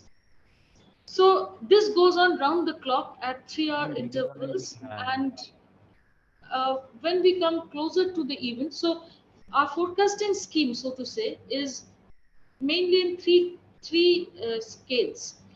One is the 1 to 5 day forecast, in which we give in a state level which states are likely to get thunderstorm activity during the next upcoming 5 days. We also give a district level warning forecast for thunderstorm, but with less quantitative accuracy. Once we come closer to an event, that means on a 1 day scale, we give a better representation of the region of thunderstorm occurrence, lightning occurrence. Further closer to the event, we go to district level warnings, very quantitative, as precise as possible, the wind speeds associated, whether cloud to ground lightning is possible from this cloud or not, and whether there is likelihood of hail or gusty winds. So all this information comes from long studies of climatology of different regions, and all that information is put into a standard operating procedure, which is different for different states, different regions, and accordingly, uh, it the forecast for the apparently similar type of cloud changes, and that is where the forecast maneuverability stays. If we really see the clouding of India, the lightning pattern of India, I wish I could have shown this picture. I saw a very good paper by Ghosh from IITM. It is an IITM research paper publication. It shows very nicely something. It indicates that, say, the pre-monsoon season, if you see, the lightning is more common over South Peninsula. Monsoon season, lightning is more common over the east and east central India, which is the where I'm talking total lightning. It is more common over. It is extremely high over these regions, and also a second maximum is over the Western Himalayan region. But there is a very major difference between the two types of clouding, in the sense that the IC-CG ratio, if we see, during the pre-monsoon season, the IC-CG ratio uh, is not only pre-monsoon, throughout the year, in fact, the intercloud lightning is more common over northwest India and over east and east central India, which means cloud to ground lightning is more, especially during monsoon season, when the lightning frequency is more. The fraction of cloud to ground lightning is more over east central and east India. There is a second factor to this. The second factor being that this is also the time when this region farmers are out for sowing purposes, firstly to harvest paddy crop, the Boro crop, which is common over this region during May, and thereafter, with the onset of monsoon season, they're there for the transplantation of paddy. Both these factors expose them, make them the most vulnerable group. In fact, it has been seen 77% of the deaths resulting from lightning is of farmers.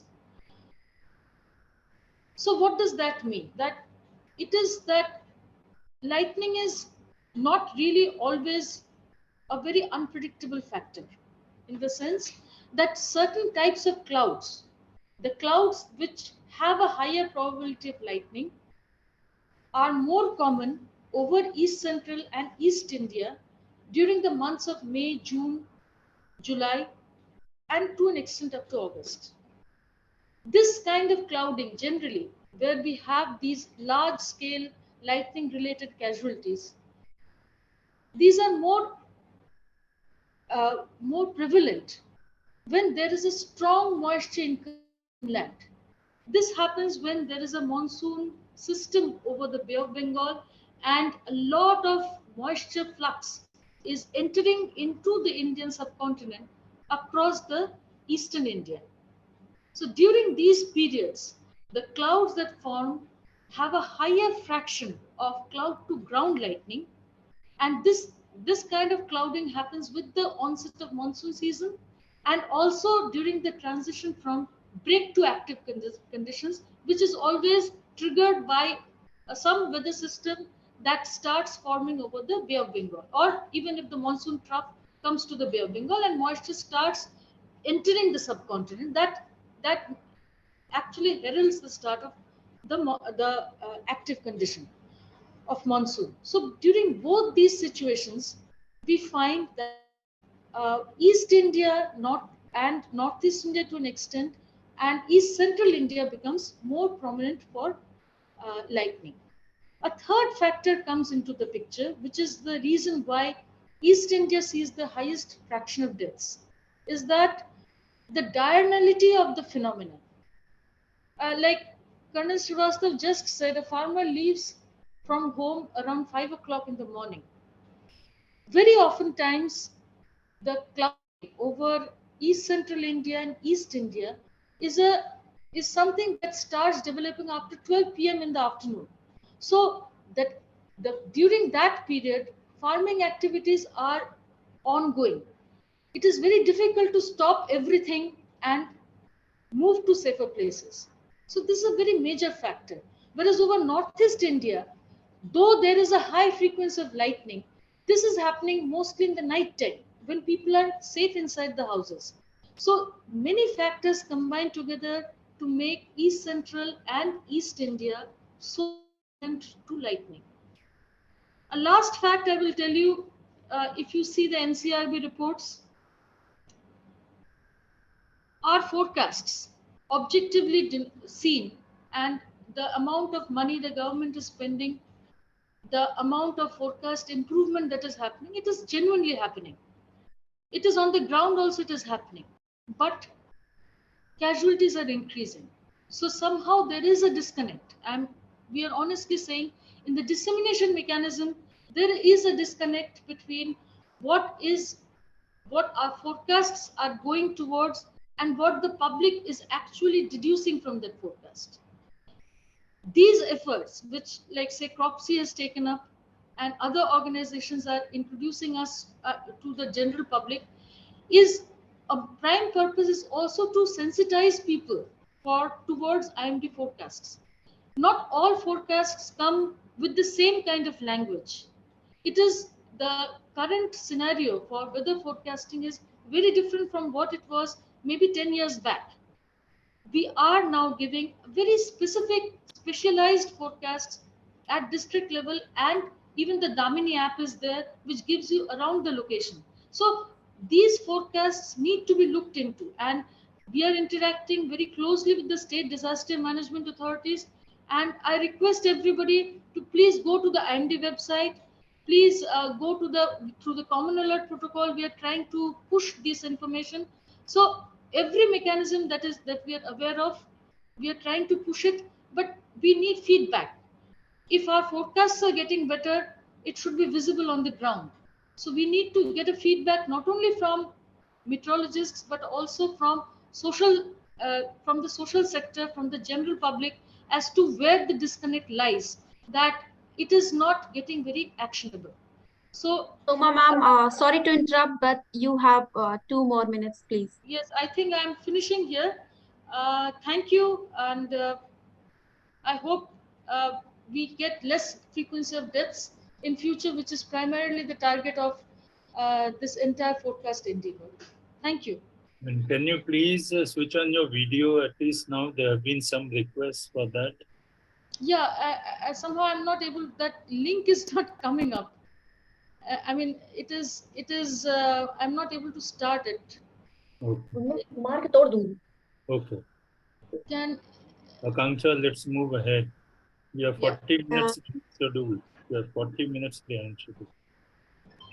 Thank you very much, Soma ma'am, and to stop you just to be on time. Now I request KJ Ramesh sir is there.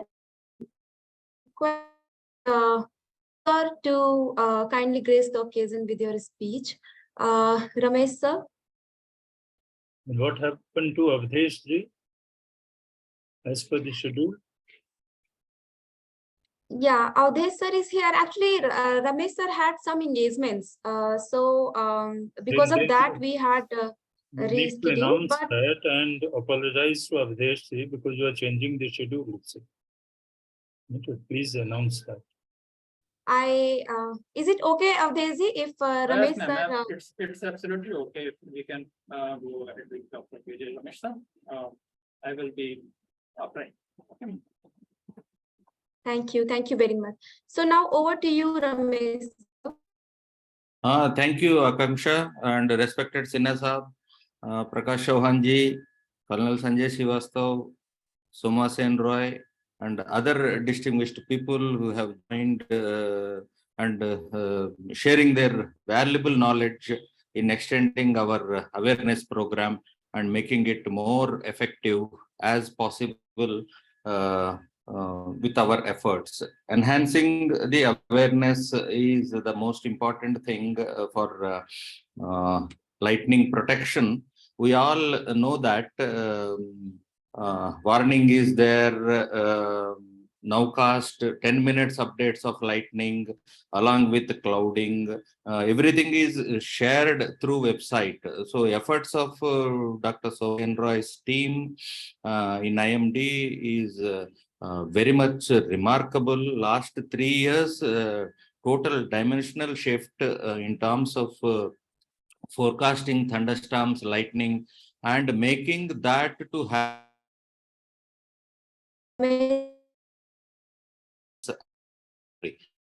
So this is a big effort.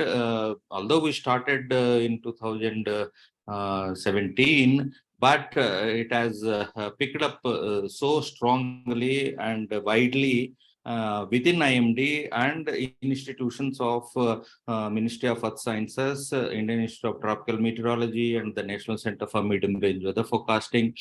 And I should mention special thanks to Directorate of Meteorology, Indian Air Force, who has set up this 68 lightning detection sensors, and that data is getting transferred in real time. ATM's own network. It started with Maharashtra and slowly spreading other parts where gaps are there in the detection, which we have been identifying. Feedback is given to them through efforts of CROPSI. CROPSI work is essentially a partnership work and co-working very closely with IMD and IITM and National Center for Medium Range Weather Forecasting and the state disaster management authorities. And now with the Orissa State Fakir Mohan University, it's a new diamond. Academic institutions, local academic institutions, particularly the Balasore, one of the highest flash density zones of India. So they have come out to take on the awareness program, expanding it in going to villages, roping in all science colleges within the Balasore districts. See how the network has built. Now the detection part and the dissemination part and the generation part and the product visualization at the local scale, and then state meteorological centers taking the feed from them, the universities. University, there is a operational center within the Fakir Mohan University, and for awareness campaign they have included roped in all science colleges, science students, degree college and postgraduate science students, going to villages and explaining to the people how to protect themselves, whether they are inside or outside, how to identify the vulnerable locations where they are living. Their house itself may not be safer for lightning. So that level of information sharing, knowledge for protection, self-protection, and their cattle. Villages have a lot of cattle and sheep, and all these assets have to be protected from lightning. So a lot of effort at the district and sub-district level with the roping in of academic institutions, universities, and other knowledge partners is very, very happy thing to see happening in this country so fast. Unlike cyclone, no, you appreciate you have a lot of lead time, so there is a response mechanism within the country with coastal state, National Disaster Management Authority, and district disaster authority, state disaster management SOP. We have been explaining that over the decades. A lot of machinery is required, but now it's become lightning has become a more serious hazard in terms of loss of life, not only in India, globally. We think that awareness, lack of education and literacy in villages causing the deaths. No, even in developed countries, deaths are happening. It is not the question of literacy or anything. It is a information that has to reach, and many people, even literate societies, don't know how to protect themselves from the lightning. Do's and do nots are not clearly understood, even in developed societies. So in that respect, our level of campaigning, taking it to villages is a much advanced level compared to in a more now with the effort of NDMA. So we will slowly have a national lightning risk mitigation program rolling out, pilot initiatives, and all districts and states will be particularly high flash density hotspots. States having those high intensity hotspots will be part of this. So we'll local agencies such as Mohan University and Science Colleges we have seen in Orissa. Similarly, in Jharkhand, a lot of cooperation is there. Manipur, Punjab, Andhra Pradesh, Orissa. Coordination already exists with CRAPSI, IMD, and other agencies. Now, with NRSC, effort, and now by integrating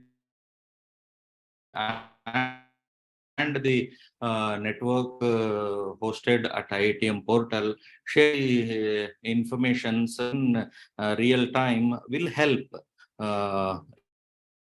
in minimizing the missing zones, shadow zones of lightning networks. So that is all possible now. I request Chauhan Saab to see that, talk to Director ITM and Dr. Mahapatra, and see that both the networks exchange data in real time, and generate the combined product for pushing into the models and as well as dissemination to the people. And Sinasab now with the Common Alert Protocol, which is implemented by NDMA for last 3-4 months. So now these alerts can go to much wider cell phone networks without knowing the cell phone numbers of people. So it is a great technology upgradation in this country. So all the agencies, generation agencies like IMD, CWS and NRSC and state disaster management authorities have access to those alerts to respective local population. So all that dissemination bottleneck which we had so far is now no more existing in the country. So blessing development that has happened in India. So for lightning, because of the lesser lead time, we need to have this technology, Common Alert Protocol, to push the alerts with updates wherever high density flashes are happening, 40, 1 hour, 2 hours.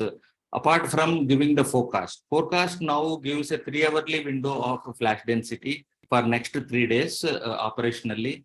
And globally now efforts are on, you get a outlook for 4th day to 10th day on daily basis, how the flash density could vary in the times span of 4 to 10 days ahead. We have to blend for agency like CROPSI, we have to blend both the informations, both coming from India Meteorological Department and National Center for Medium Range Forecasting and product which Alok mentioned. We create all the best of the all products can be disseminated to the public and disaster management authorities and make effective efforts for minimizing the loss of death as early as possible, as soon as possible. So seek all your support, continued support in the efforts of CROPSI.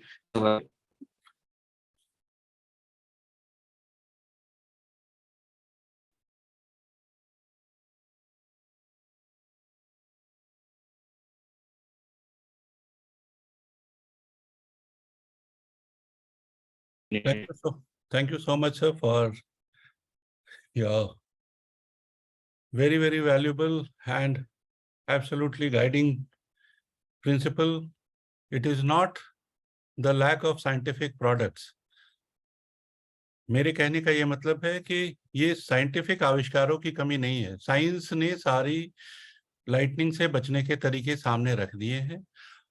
जो जरूरत है वो इसे अंतिम छोर तक जो प्रभावित लोग हैं, जैसे किसान हैं, लेबरर हैं, हमारे फिशरमैन हैं, हमारे जो ओपन में अनप्रोटेक्टेड कंडीशन में काम करते हैं, उन लोगों तक ये साइंटिफिक जानकारी लेके जानी है। और मैं बता दूं, ये community centric approach, citizen science approach की आवश्यकता है। आप सबों ने देखा कि किस तरीके से भारतीय मौसम विज्ञान विभाग, NRSC कितने अच्छे, मैं बताऊं कि दुनिया में हिंदुस्तान एक अकेला ऐसा देश है जहां से इतनी अच्छी लाइटनिंग की भविष्यवाणी या साइंटिफिक प्रोडक्ट्स निकल रहे हैं। और वो आज हमारे नो डिजास्टर्स मैगजीन के मंच पे उनके राइटअप के माध्यम से, उनके आर्टिकल के माध्यम से पेश किए जा रहे हैं। तो ये ऐसी जानकारी है जो अनूठी है दुनिया में। आज अमेरिका में भी ऐसी फोरकास्ट नहीं हो रही जैसा भारत में किया जा रहा है। आज व्हाइट हाउस के सामने भी 3 लोग लाइटनिंग गिरने से मर जाते हैं। तो ऐसा नहीं कि दूसरे देश में मरते हैं, नहीं। जरूरत है इस जानकारी को उन लोगों से साझा करने के लिए जो प्रभावित है, और वो प्रभावित लोग हैं किसान, हमारे मछुआरे, चरवाहे, खुले खेतों में काम करने वाले, महिलाएं, बच्चे, उन लोग तक पहुंचना है। हमारी डिजास्टर मैनेजमेंट एजेंसी को अपने दफ्तर और सोशल मीडिया से निकलकर उन तक पहुंचना है। और हमारी मैगजीन में कोशिश की गई है कि नो डिजास्टर्स मैगजीन के माध्यम से हम एक सामाजिक पहलू को सामने रखें। लाइटनिंग एक साइंटिफिक डिजास्टर नहीं रह गया है, यह एक सोशल डिजास्टर है। हमें बिहेवियरियल चेंज लाने हैं। बेस्ट ऑफ द प्रोडक्ट होने के बावजूद अगर अमेरिका में नुकसान होता है, यूरोप में लोग मरते हैं, तो ये जरूरत है लोगों को जागरूक करने की, इसके रिस्क के नॉलेज की, लाइटनिंग रिस्क के एजुकेशन, अवेयरनेस, सेंसिटाइजेशन कराने की। बहुत बहुत धन्यवाद सर आपका। मैं आगे बढ़ते हुए रिक्वेस्ट करूंगा हमारे इंजीनियर प्रोफेसर अवधेश चौधरी हैं, इन्वर्टिस यूनिवर्सिटी बरेली से, जिन्होंने लाइटनिंग के ऐतिहासिक पहलुओं को, हमारे देश में ये ज्ञान पहले से था, हमारे मंदिरों में, आर्किटेक्चर में ये ज्ञान था, और हमारे लाइटनिंग एक सोशल बिहेवियर है, हमारे गानों में, हमारे रिश्तों में जब दरार होती है लाइटनिंग दिखाया जाता है। बहुत सारे ऐतिहासिक सामाजिक पहलू हैं जिसको प्रोफेसर अवधेश हाईलाइट करेंगे। Over to you professor Awadhesh. Thank you so much. And Sanjay Srivastava sir ने बोला, मेरे ऑडिबल होगा और स्लाइड भी शेयर हो चुकी होगी आपकी स्क्रीन पर। Audible and we can see this. यही जो सर ने अभी बोला है, यही मेरी भूमिका थी जो मुझे इस मैं सर का शुक्र ने ये काम पहले ही कर दिया है, तो मैं सीधे प्रेजेंटेशन पर आता हूँ। और अगर हम लाइटनिंग को देखते हैं तो इस शब्द को जब देखते हैं तो ये हम कह सकते हैं कि आसमान में जो बिजली है ये हमारे को तब से आकर्षित करता है, इन्वेस्टिगेशन हम सोचा भी नहीं था। And this attracting the people, किसी एक देश के नहीं, सभी लोगों को, और इवन जानवरों को भी, जिसके बारे में हम अभी करेंगे। तो it is just like for the millennia and much before the connection to the electricity by the intervention of scientific temperament. And then if I elaborate something about my article, या इसमें क्या है, तो एक बहुत छोटे से इस आर्टिकल का एसेंस हमके सामने स्क्रीन पर, तो इसके कुछ एस्पेक्ट हैं और इनके बारे में डिस्कशन जब हो जाएगा तो अपने आप सब कुछ कवर हो जाएगा। यानी एक तो माइथोलॉजीज एंड फोकलोर्स जो हमारे बीच में है, इसके अंदर कई सारे एस्पेक्ट्स हमको देखने को मिलते हैं। Concept of God of thunder के जो रिलीजन्स माने जाते हैं, बड़े ही सरप्राइजिंगली सभी में गॉड ऑफ थंडर भी दिखाई पड़ते हैं आपको अभी देख। बिलीव्स एंड उसके बाद आप चाहे एशियाटिक कल्चर ले लीजिए, इजिप्शियन कल्चर ले लीजिए, रिलीजन में क्रिश्चियनिटी, इस्लाम, हिंदुइज्म, कोई भी रिलीजन उठाएं उसमें कंसेप्ट मिलता है। इंडिया के एक एग्जांपल बिजली महादेव टेम्पल कुल्लू जो हिमाचल में की गई है इसमें। इसके बाद जब हम आगे चलते हैं तो art, literature and popular culture, ये एस्पेक्ट खास तौर से ट्रेनिंग एंड कैपेसिटी बिल्डिंग के लिए डाला गया है, जो कि बहुत इंपॉर्टेंट एस्पेक्ट है कि हम अभी कह रहे हैं कि we are sharing the people, the intra-cloud lightning, inter-cloud lightning, cloud-to-ground lightning. These things with the people, with the common people, they are not going to get it. So this is very important for the people who are engaging in the capacity building and training programs related to the lightning events. इसमें हम renaissance और art और हमारा जो military history है, इसके अंदर जो चीजें डिस्कस हुई हैं, कैसे लाइटनिंग का एस्पेक्ट वहाँ यूज किया गया है। ब्रिज क्रीक की जो नाजी नीचे थी उसके बारे में डिस्कशन है। थिएटर, सिनेमा, नॉवेल्स, पेंटिंग्स और उसका क्या इम्पैक्ट है, ये सब then we can see the scientific understanding of lightning, that is very important. क्योंकि जो भी आज हम चाहे WMO, IMD या फिर जो भी हमारे नेशनल रिमोट सेंसिंग सेंटर, सभी जितने भी हमारे ऑर्गेनाइजेशन जो काम करते हैं या इसमें हैं, जो बहुत टूल्स बनाकर दे रहे हैं एप्लीकेशन, सॉफ्टवेयर, सैटेलाइट्स के, तो वो सभी कहाँ से स्टार्ट होते हैं? क्या हमारा इंस्पिरेशन आया कि लाइटनिंग कैसे एक सुपर नेचुरल फिनोमेना जो हमारा माइथोलॉजी एंड फोकलोर से निकल करके अंडरस्टैंडेबल फैक्ट्स में आ गई। तो इसके अंदर हमने डिस्कशन किए हैं 3 बड़े साइंटिस्ट जो हमारे बेंजामिन फ्रैंकलिन और माइकल फैराडे, निकोला टेस्ला, जिसमें इनका डिस्कशन इसमें हुआ है। और एंड में जाकर इसका आता है lightning resilience in ancient architecture, because I belong from the civil engineering background, so obviously we have a vast traditional wisdom as well. उन्होंने इंटेंशनली डाला, लेकिन अनइंटेंशनली चाहे रिलीजियस पॉइंट ऑफ व्यू से या फिर हमारा आर्किटेक्चरल पॉइंट ऑफ व्यू से lighting resilience दुनिया भर के एंशिएंट आर्किटेक्चर में देखने मिलती है। और इसमें हमने जो चर्चा की है वो कुछ फ्रांस और पेरिस से उदाहरण लिए हैं, कुछ हमने जापान के उदाहरण लिए हैं, और स्पेसिफिकली हमने साउथ इंडिया, जो भारत की अगर हमने बात करी तो कई सारे मंदिर देखने के लिए मिलते हैं, तो उनका हमने चर्चा इसमें की है, जिसमें कुछ हमने एक मेडिवल एज के भी मॉन्यूमेंट्स को लिया है और इस पर पूरा आर्टिकल। तो this was all about the article, and after this brief introduction let us see this mythology and folklore, whether it's Zeus, Devraj, Indra from India, Thor, Karkunovas, Baal, Thunderbird, Leigong, Regin. These are the name of some gods popular in the different cultures. You can see the concept of god of thunder in different cultures, and not only this god, but in many folklores and beliefs surrounding the lightning, and this is very popular in all the cultures, and like the ancient Celts, you can see this. The ancient Celts believe that the lightning is some kind of the divine intervention, and ये लोग बहुत lucky समझते थे जिसके ऊपर बिजली गिरती थी। इनको लगता कि कोई बहुत अच्छी पावर जो है इम्बाइब हो जाती है व्यक्ति के अंदर, उसके अंदर शक्तियां, ऐसा इनका मानना था। तो इस तरीके की कहानियां या किस्से या फिर हमारे जो चर्चे हैं सभी देशों के अंदर कहीं ना कहीं किसी फॉर्म में है। मॉडर्न कल्चर है, सेल्टिक जो सीन भी दिखाया गया है, साथ में पिक्चोरल रिप्रेजेंटेशन है, and this is the ancient Egypt. इसके अंदर जो डेटीज माने गए हैं अंदर भी ये चीज है कि it is something like this connecting the life and death, and in various culture we can find several symbols like amulets and talisman. You can see in this picture. So they wear these things to protect themselves from the lightning, and they also believe that they protect their king. They call it the pharaoh, and there are lots of discussion about the lightning in various culture. And moving, you can see in the Christianity as well context, we can find this context of lightning, and in Islam it is also discussed as a in the Holy Quran as the sign of God's power, associated with the concept of nur, that is light. It is seen as a symbol of enlightenment and the spiritual illumination.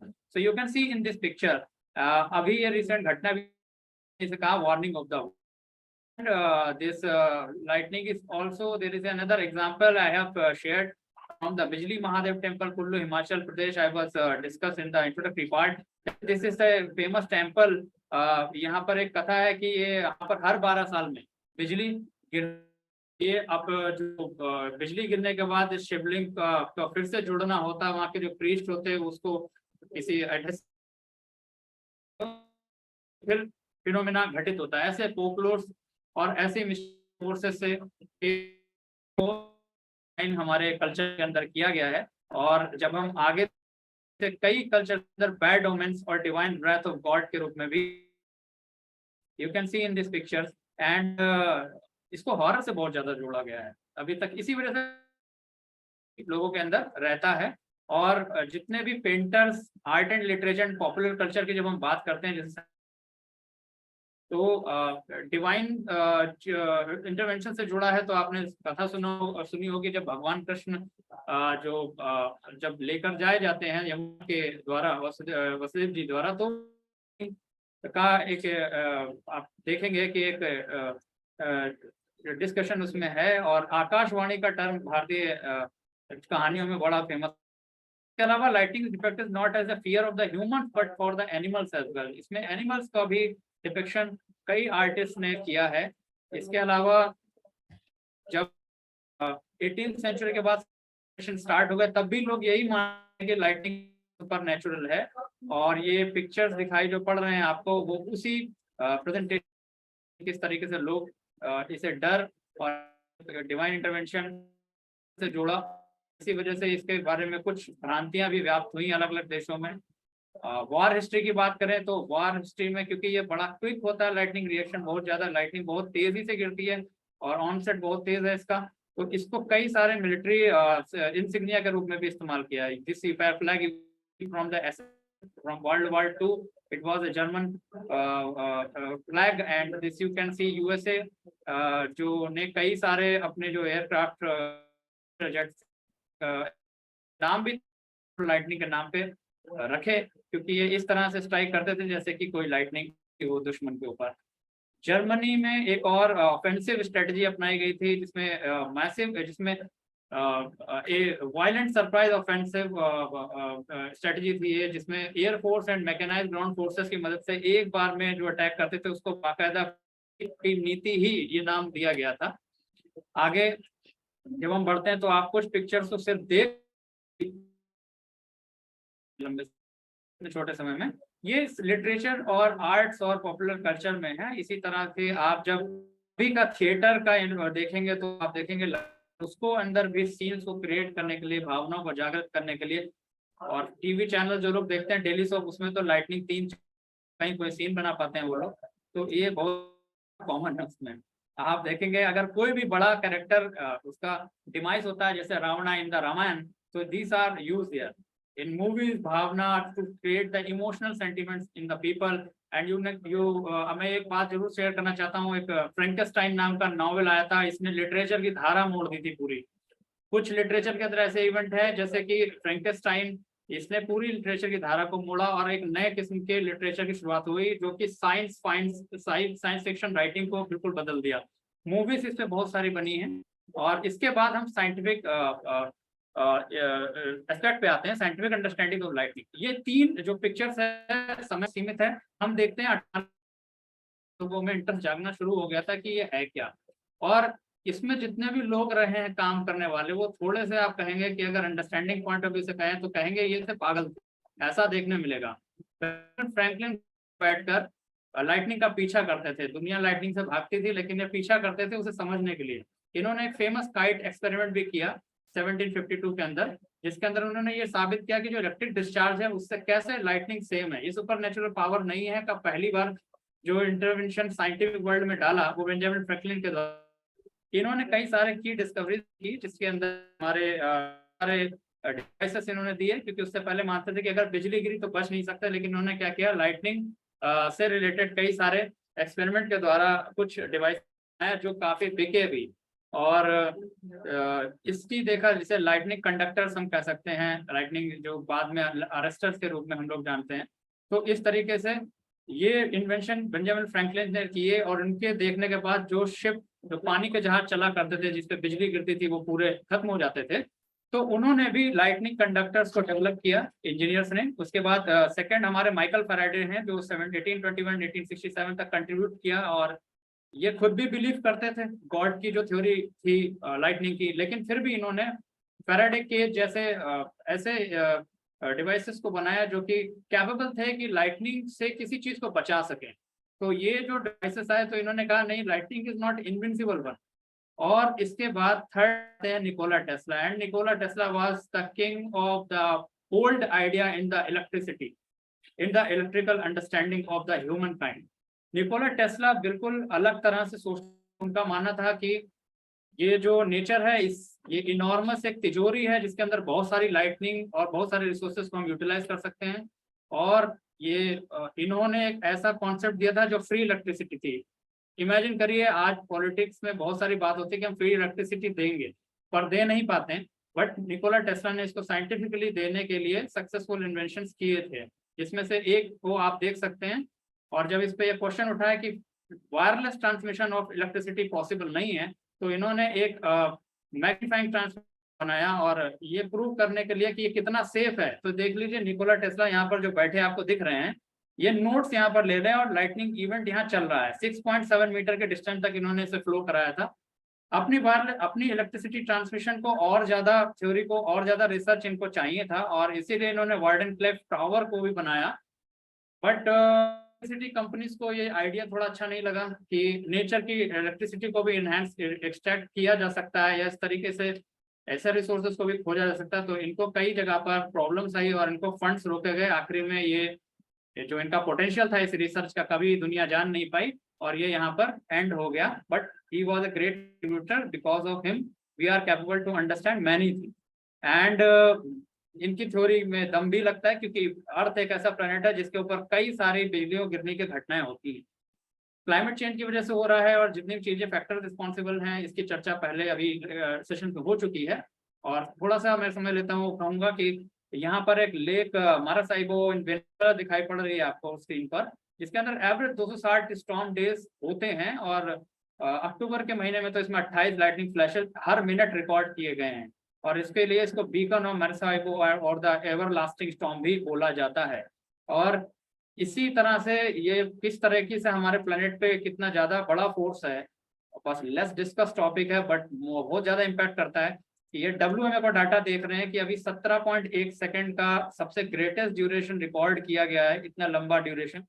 और हमारा जो 768 kilometre तक का stretch पर एक बिजली कौंधी थी, ये रिकॉर्ड अभी तक मौजूद है। तो हमारे प्लेनेट पे इस तरीके के इलेक्ट्रिसिटी, इस तरह के एक जो फिनोमेना है, ये बहुत ही एक मिस्टीरियस, इसीलिए इस आर्टिकल का नाम भी इग्नोमेटिक करके इसका यूज किया गया है इस वर्ड को। और ये हमारा जो अगर इसमें फर्दर रिसर्च है तो अभी क्या है कि ऐसा नहीं है कि केवल अर्थ पे होता है, पूरे ब्रह्मांड के अंदर कई प्लैनेट्स हैं, और कई सारे जो जुपिटर, सैटर्न और यूरेनस, इनके क्लाउड्स के अंदर लाइटनिंग को ऑब्जर्व किया है। हालांकि अभी तक कोई भी ऐसा प्लैनेट से ऊपर इसको देखा नहीं गया। जो हम लोग अभी 17.1 सेकंड देख रहे थे, असल में वो 8 महीने चली है घटना। कैसिनी जो सैटर्न प्लैनेट है, उसमें ये 8 महीने तक घटना चली। तो आप समझ लीजिए कितने बड़े लाइटनिंग इवेंट यूनिवर्स के अंदर होते हैं। और इस तरीके से ये जो है बहुत बड़ा डायमेंशन खोलता है। आखिरी टॉपिक जो है इस मेरे जो डिस्कशन का, वो है lightning resilience in ancient architecture. ये आखिरी इसलिए कह रहा हूँ क्योंकि क्या है कि हम हमेशा सोचते हैं कि लाइटनिंग रेजिलियंस कोई नई चीज आ गई है, अभी गाइडलाइन आ गई, ये आ गया, वो आ गया, तो हमारे नए नए डिवाइसेस से कोई बहुत बड़ी बात है। जैसे सर भी बता रहे थे अभी कि बहुत पहले के समय से इसका रेजिलियंस मैकेनिज्म हमारे पास में ट्रेडिशनल विजडम या हमारे कंस्ट्रक्शन प्रैक्टिसेस में यूज इंटेंशनली ना इंटेंशनली, ये तो रिसर्च की बात है कि जब आप देखते हैं साउथ के टेम्पल्स इंडिया में, तो वहाँ गोपुरम इन साउथ इंडियन टेम्पल्स आपको दिखाई पड़ते हैं। तो ये स्ट्रक्चर इस तरह से होते हैं। इनका बेसिक आइडिया ये था कि visually they symbolise the connection between the earthly realm and the divine, but their height is also made more likely to attract the lightning strike, acting as a natural lightning rod and diverting the electrical discharge away from the main structure। यानी जो main structure है उसके अलग अलग रखने के लिए बहुत ही इंस्ट्रूमेंटल है। तो आर्किटेक्चर में ऐसी चीजों का इनकॉर्पोरेट उन्होंने कैसे किया, क्या सोच किया, इस पर बहुत रिसर्च हो सकती है और जब बहुत अच्छे जवाब आ सकते हैं।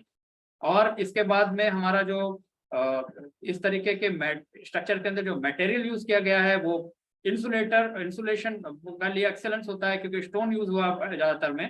And this characteristic help the this characteristic is very instrumental in impact of the lightning on this structure। और यहाँ पर कई सारी जो होती हैं जिन टेम्पल्स के पास में बहुत सारे ट्रीज भी होते हैं। तो these trees were revered and it ये बहुत पूजनीय है, मतलब जिसको वृक्ष कहा जाता है। And it was believed that their presence would protect the entire area, but इनका साइंटिफिक एक एक्सप्लेनेशन भी दिया जा सकता है। ये नेचुरल कैलामिटी से इन स्ट्रक्चर की रक्षा करते हैं, और किस तरह से रचना करते हैं, रक्षा करते हैं, इसके लिए हमें कुछ बोलने की जरूरत नहीं, क्योंकि ये स्ट्रक्चर इतने सालों से खड़े हुए हैं, ये अपने आप में ही खुद में ये इतने नहीं होते हैं। जैसे हम फॉर डिजास्टर रेजिलिएंट इंफ्रास्ट्रक्चर की CDRI की बात करते हैं, तो the example of the foundation of this ancient temple is not only still robust, but expert also believe that pillar the excellent use of such as iron, bronze, brass, and even सोने का भी use हुआ है। And this contribute excellent to the lightning resilience। And column है, टुकड़ों में नहीं बने हैं, monolithic तराशे pillars features found in various ancient temples contribute to the lightning resilience to these temples। And fact that is mesh from load distribution system exists beneath these structures, and this structure is capable safely transfer the lightning impact to the ground without damaging the structure। And इसी तरीके के आपने कुतुब मीनार दिल्ली में जो देखी होगी, तो उसमें भी 1368 के अंदर लाइटनिंग स्ट्राइक हुआ है। और Avdesh ji, sorry to interrupt, but please you have next. I am just showing these two pictures and they are very important picture because so यहाँ पर एक आयरन पिलर भी है जिसके ऊपर रिसर्च हुई है और discuss the effect of the occasional lightning strikes on the pillar। ये 7th century से खड़े हुए हैं यहाँ पर, मतलब 7th सेंचुरी में बना हुआ है, अभी तक एक्सिस्ट कर रहा है, तो इसका रेजिलियंस कहीं किसी भी तरीके के सर्टिफिकेट का मोहताज तो वैसे भी नहीं रहा। इस पर ज्यादा बात इसलिए हो जाती है क्योंकि ये दिल्ली के अंदर है, बड़ा फेमस है, कुतुब मीनार महरौली में है। लेकिन एक और ऐसा भी है का टेम्पल के अंदर, जो कोदाक्षरी विलेज है, बहुत रिमोट एरिया में पड़ता है, फॉरेस्ट में, वेस्टर्न घाट कर्नाटक के पास। इस पर भी it also act as a natural lightning arrestor during the rainy season. The top of the pillar has melted frequently and perhaps rapidly solidified through the heat removal by iron. ये बार बार पिघला है इसका ऊपर का पार्ट और बार बार जमा है। इस बात का एविडेंस है, ये लगातार लाइटनिंग अरेस्टर के रूप में काम कर रहा है। सिमिलर ये भी कॉन्सेप्ट है, ये भी एक उसी जमाने की चीज है। ऐसे ही आप अलग देशों में देखेंगे तो भी, ये जापान का एग्जाम्पल है, होरोइजू टेम्पल इन नारा। इसमें आप 5 तरीके के जो देख रहे हैं, जो रिड्यूस कर रहे हैं साइज में, ये नेचुरल लाइटनिंग अरेस्टर इसको बनाते हैं। यहाँ भी 1185 एंड 1333 के अंदर बिजली गिरी लेकिन अनहार्म्ड रहा, तो कमाल की बात है। ऐसे ही ancient Greek and Roman architecture में भी हाई एक एंड निकालते हैं ये, तो ये भी लाइटनिंग अरेस्टर की तरह एक्ट करके मेन स्ट्रक्चर बचा लेता है। आखिरी में मैं ये कहूंगा कि हिस्ट्री बहुत ही बड़ी है लाइटनिंग की। Lightning is a vast subject and so great is it's legacy. के बाद प्रोटेक्शन स्टैंडर्ड पीछे देखते हुए इसको डेवलप किए, अभी भी साइटिंग पे इस पे काम कर रहे हैं। इसके बाद advancement rod technology, protective measures की जो बात होती है, वो कहीं ना कहीं इन साइंटिस्ट का ग्रेट कंट्रीब्यूशन हमारी सोसाइटी को है। Safety guidelines, building codes and education institute जिसकी ट्रेनिंग कैपेसिटी बिल्डिंग की मैंने बात की थी, उसके लिए ये बहुत एक्सीलेंट तरीका है। एक और बात है, मैं इसको खत्म करूंगा, वो ये है, it is a subject of fascination and cultural significance in human society. ये कल्चर से जुड़ा है। Historical significance of the lightning contribute to our cultural heritage and enrich our understanding to the human perception of the natural world. Historical studies of lightning structure have helped raise awareness about the risk associated with lightning strike. पहले क्या हुआ है, वो structure क्यों नहीं गिर गए, हमारे क्यों गिर जाते हैं, इन सवालों के बीच एक बहुत बड़ा रिसर्च गैप, इस पर अभी एक डायमेंशन बनता है काम करने का, वो एग्जिस्ट करता है। और जैसे थियोडोर रोजवेल्ट ने कहा है कि more we know about the past the better we prepared are for the future. और इसी के साथ एक और हम अपने संस्कृत में भी इसी उक्ति को पाते हैं, क्योंकि हमने कई कल्चर्स की बात करी, नहीं कश्य विजनाति की कस्य भविष्यति अदाश्वा करणीयानि कुर्वधैव बुद्धिमानम। यानी कि one never knows what will happen to tomorrow, therefore wise men should do tomorrow's task today itself. With these words, बहुत बहुत सभी का patient listening के लिए thank you so much. Thank you so much, Professor Avdesh, for a wonderful presentation. In fact, joining this gang, we are a researcher together in this field, and one has been highlighting that Indian science existed much before Faraday's and everybody. And the way the National Building Code and the Bureau of Indian Standard Guidelines have been hijacked by the commercially vested interested people, they are creating a big hurdle in the mitigation efforts for a common man. Today, India is fighting between conductor, arrestor because of commercial vested interest people. We got independence, but our education remained colonized.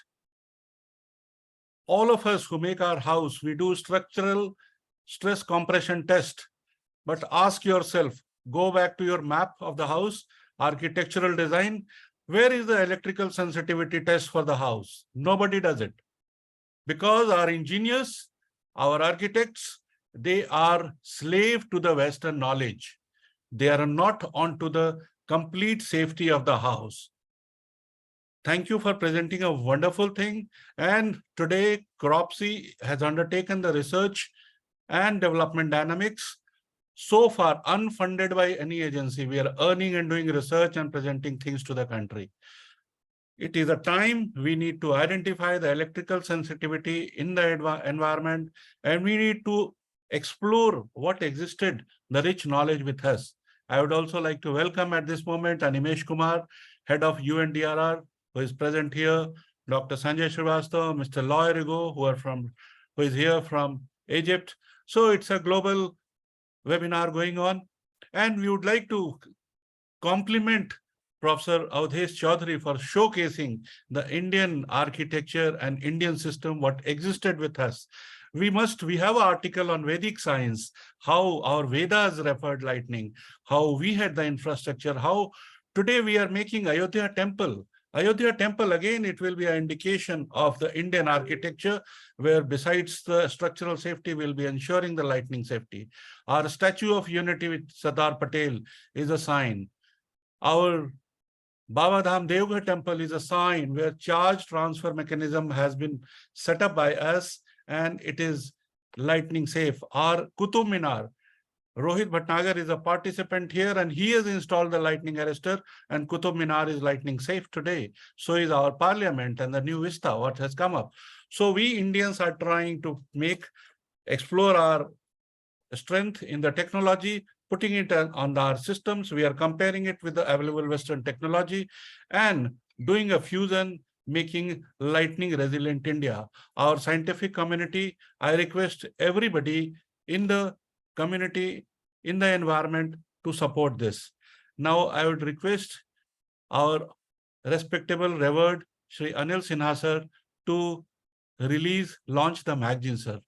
May I request you to do the honor, sir. I'll just show you the online edition of the magazine, sir.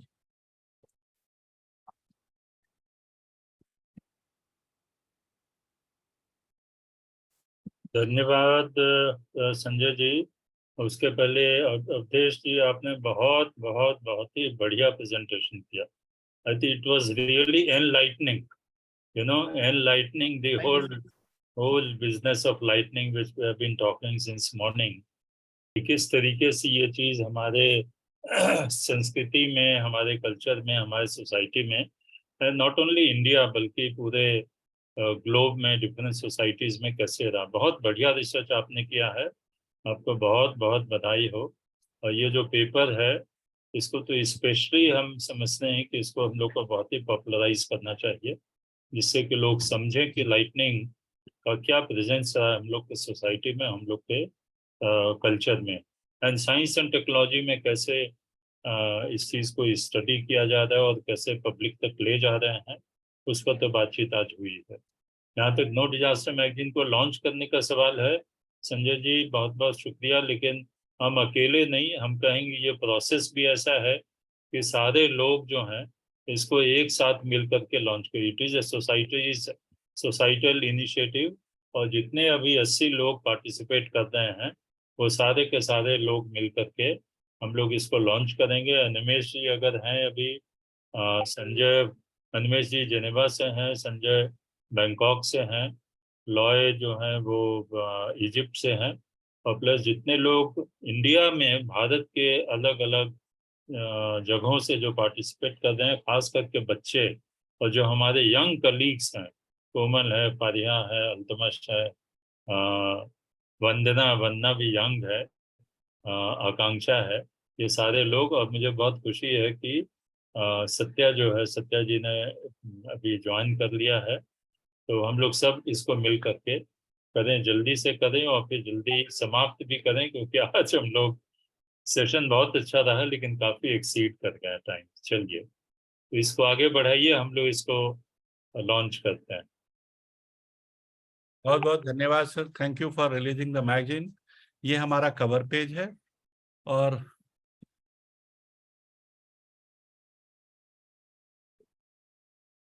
इसको full screen कर दीजिए तो better रहेगा। Full screen में sir थोड़ा ये आ नहीं रहा है। ठीक है, ठीक है, ठीक है, ओके, छुप जा रहा है। Do you want me to try, sir?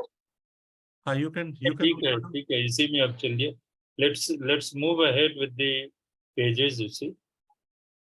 हम लोग को क्लियरली दिखाई दे रहा है, ठीक है, साइज थोड़ा छोटा है, that's okay।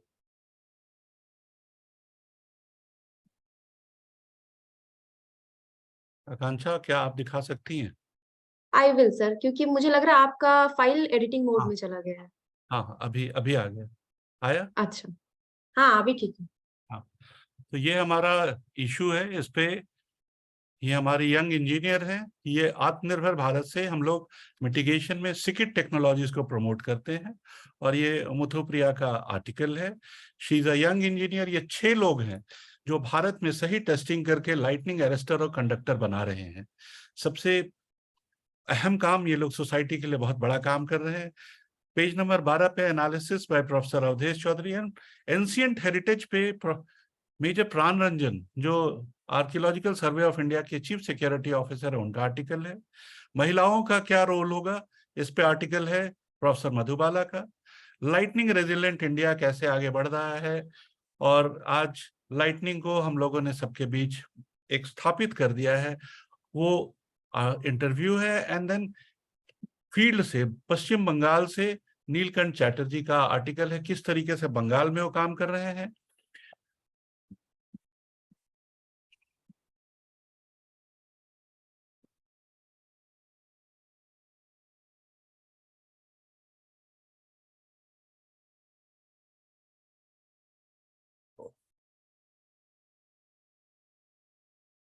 आकांक्षा आप दिखा दीजिए।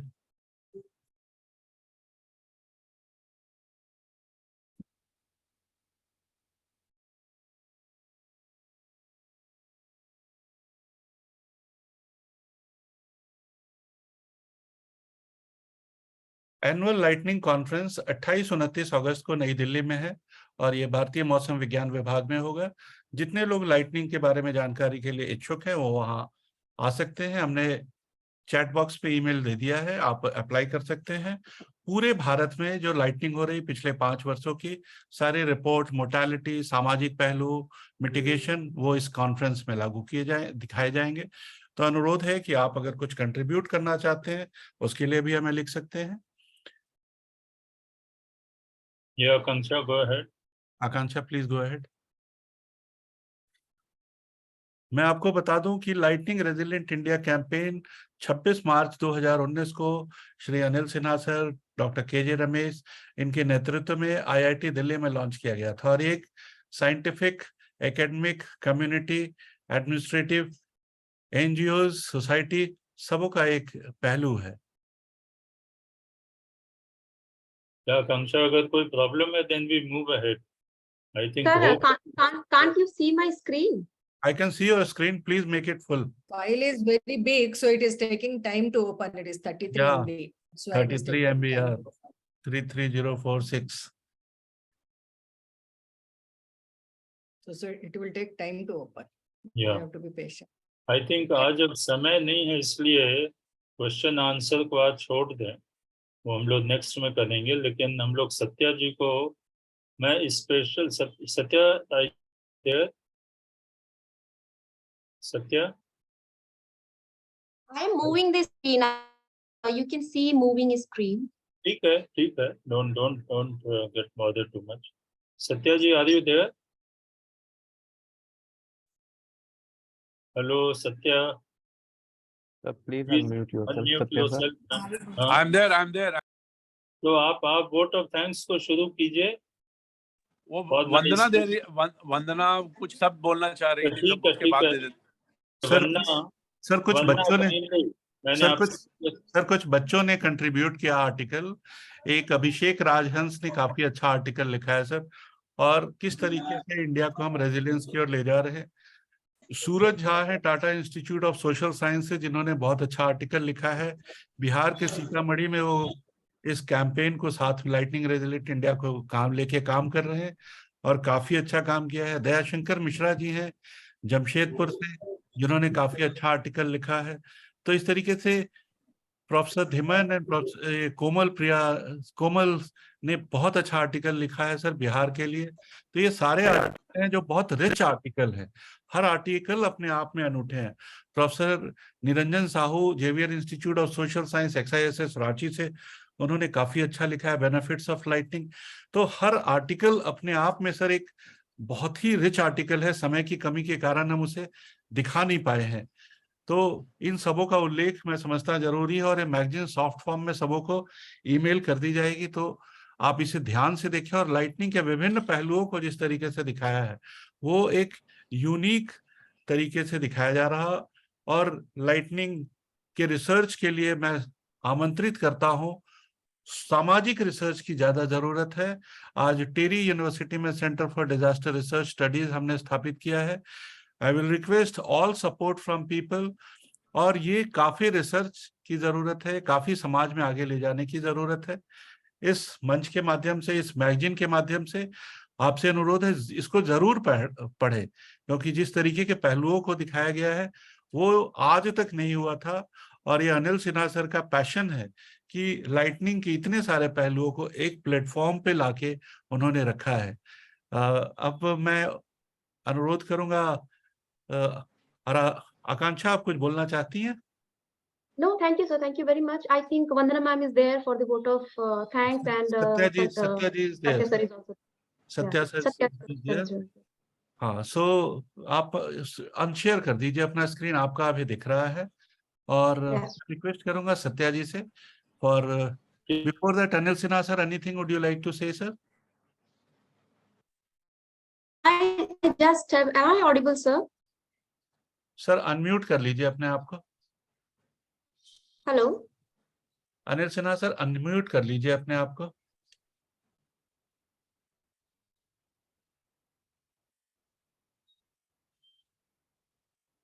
लिंक में है क्या? सर हैं sir.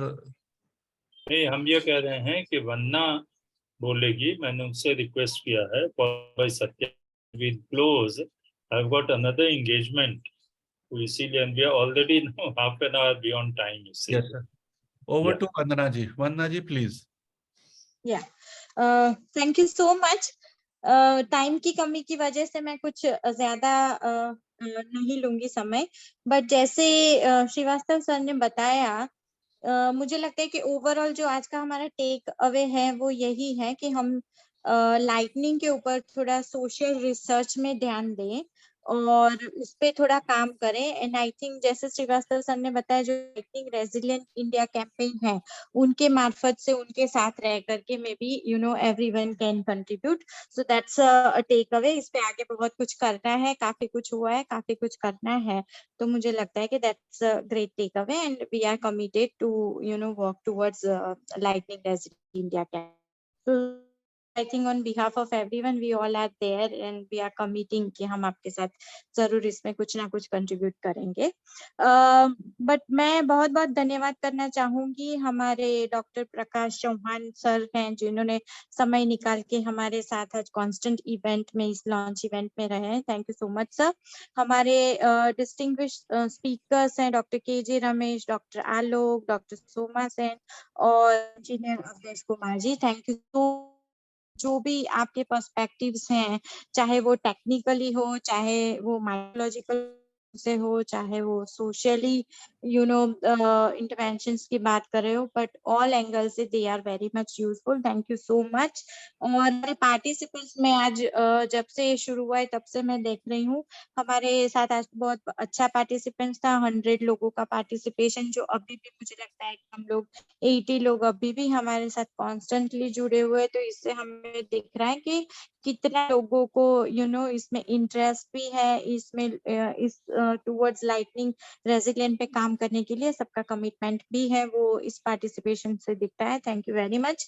Anil Sinha sir, as always this was not possible, this would not have been possible, तो थैंक यू सो मच। आप हमेशा हम सबको गाइड कर रहे हैं और हमें प्रमोट करते हैं, तो हम सब लोग एज ए टीम आज एक अच्छा सा इसको और एक लाइटिंग के ऊपर काफी सारे अलग अलग एंगल्स को लेकर के लोगों के लिए जो हमारा है कि मेकिंग डिजास्टर एवरीवन्स बिजनेस, तो वो हमने अगेन कोशिश की है।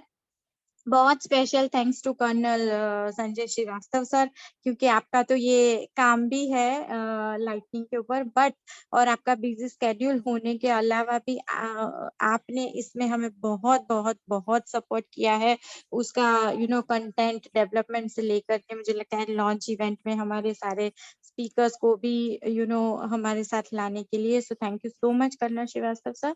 And our editor, I mean she puts so many efforts, I mean हम लोग count करेंगे तो भी कम पड़ेगा, but thank you so much all your efforts Akansha, but I think at the end आपका जो भी काम है, I mean यहाँ पे it's highlighted through this final copy of the magazine.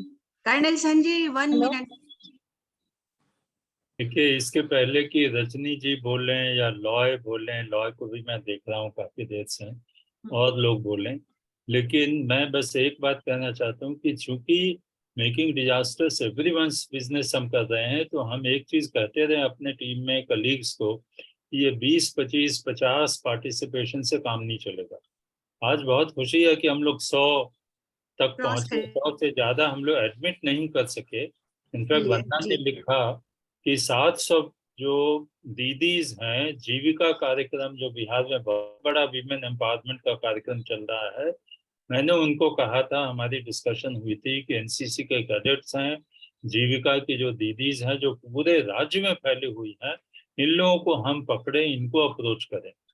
तो मैं समझता हूँ कि अब हम लोग को नेक्स्ट टारगेट रखना चाहिए कि हम पार्टिसिपेट 1000 हो, और हमें जो भी हम लिंक प्रोवाइड, उसमें हम उस तरीके से हो, let nobody be disappointed you see. Right, right. 20-25 प्रयास करते रहेंगे तो हम लोग कहाँ से एब्सोल्युटली समाज में बढ़ा सकेंगे। तो जी, मैं जी, एक जी। बात करके समाप्त करता हूँ, जहाँ तक और बहुत ही रिस्पेक्टेड और मतलब ऐसे ऐसे साथी हैं जिनके बिना हम लोग काम नहीं कर सकते। रजनी जी हैं, आपको मैं कितना नमस्कार करूं, यू नो, लॉय हैं, और जितने लोग हैं, अनिमेश हैं, sir so nice of you sir. इस समय हमें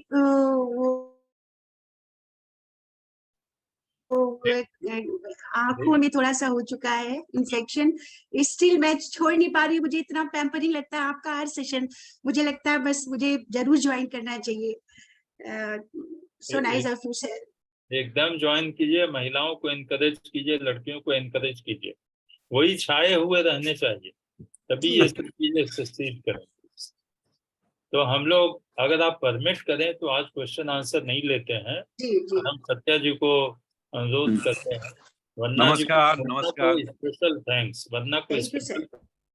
thank you, efforts in Patna and getting so many participants. And Satya, over to you, please. Thank you, नमस्कार, गुड आफ्टरनून एवरीबॉडी। भाई, ये हमारा एक छोटा सा प्रयास है, लेकिन बहुत खुशी हो रही है कि हम लोग ये प्लेटफॉर्म को फैला रहे हैं, और अगली बार जैसे अनिल सिन्हा साहब ने बोला 1000 डेफिनेटली रीच करेंगे वो, जस्ट नेक्स्ट आवर। ऑल्सो मैं संजय जी को बहुत बहुत धन्यवाद देना चाहूंगी कि उनके लीडरशिप में ये चला, सारे उन्होंने एक से एक अच्छे अच्छे लेखकों को, कंट्रीब्यूटर को लाया। Thank you very much Sanjay ji and Akanksha, आपने बहुत अच्छा कोऑर्डिनेट किया, and all the no disaster team.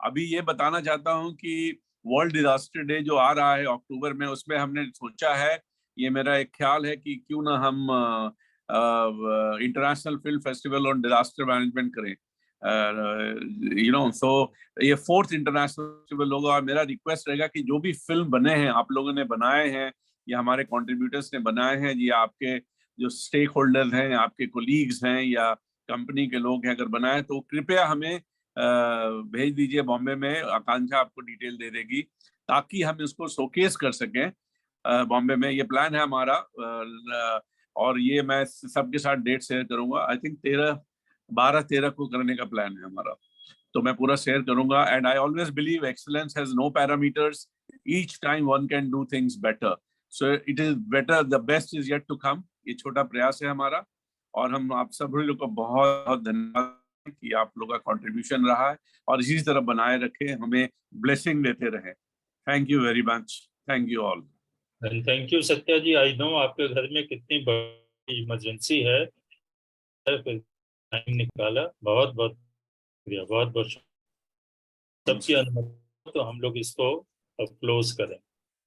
मतलब नहीं लग रहा है, क्योंकि आप जानते हैं कि हम हर मीटिंग चाहते हैं कि जितने बच्चे हैं, जितनी महिलाएं हैं, जितने ज्यादा जो हमारी टीम में है, परिहा है, कोमल है, अल्तमश है, हम हर बार इसको सुनना, आइडियाज हम इंस्पायर और इनकरेज होना चाहते हैं, and I really mean it, you see. तो मैं आप सबों के इससे, और special thanks from my side also to Sanjay. Sanjay तो जैसा हमने कहा कि वो इस चीज को लीड कर ही रहे हैं इंडिया में। Sanjay, special thanks to you for making this event and this issue, very, very special and successful. So thank you so much. Thank you. Thank you, everyone. That was a nice. Bye for now. With the permission of our Chair and the Editor-in-Chief, Shri Anil Sinha, sir. May I close the event, sir? Yeah, yeah. Have you taken just have you taken a group picture that we do? No, not at all. सारे लोग जल्दी से अपना video on कर ले तो और picture ले लीजिए। एक पिक्चर ले ले। हाँ हाँ बिल्कुल लीजिए। अनिल सिन्हा साहब नमस्ते, प्रकाश फ्रॉम बैंगलोर। हाय प्रकाश जी, नमस्कार नमस्कार। नमस्ते सर, नमस्ते नमस्ते सर। हाँ, how are you? Yeah, good sir. You height of management. Thank you for joining. Thank you sir. Thank for you. encouraging. Thank you. Tripathi ji नमस्कार। रह चुके हैं त्रिपाठी जी और डिम्पराज के पीछे पूरा फोर्स है। Thank you Tripathi ji.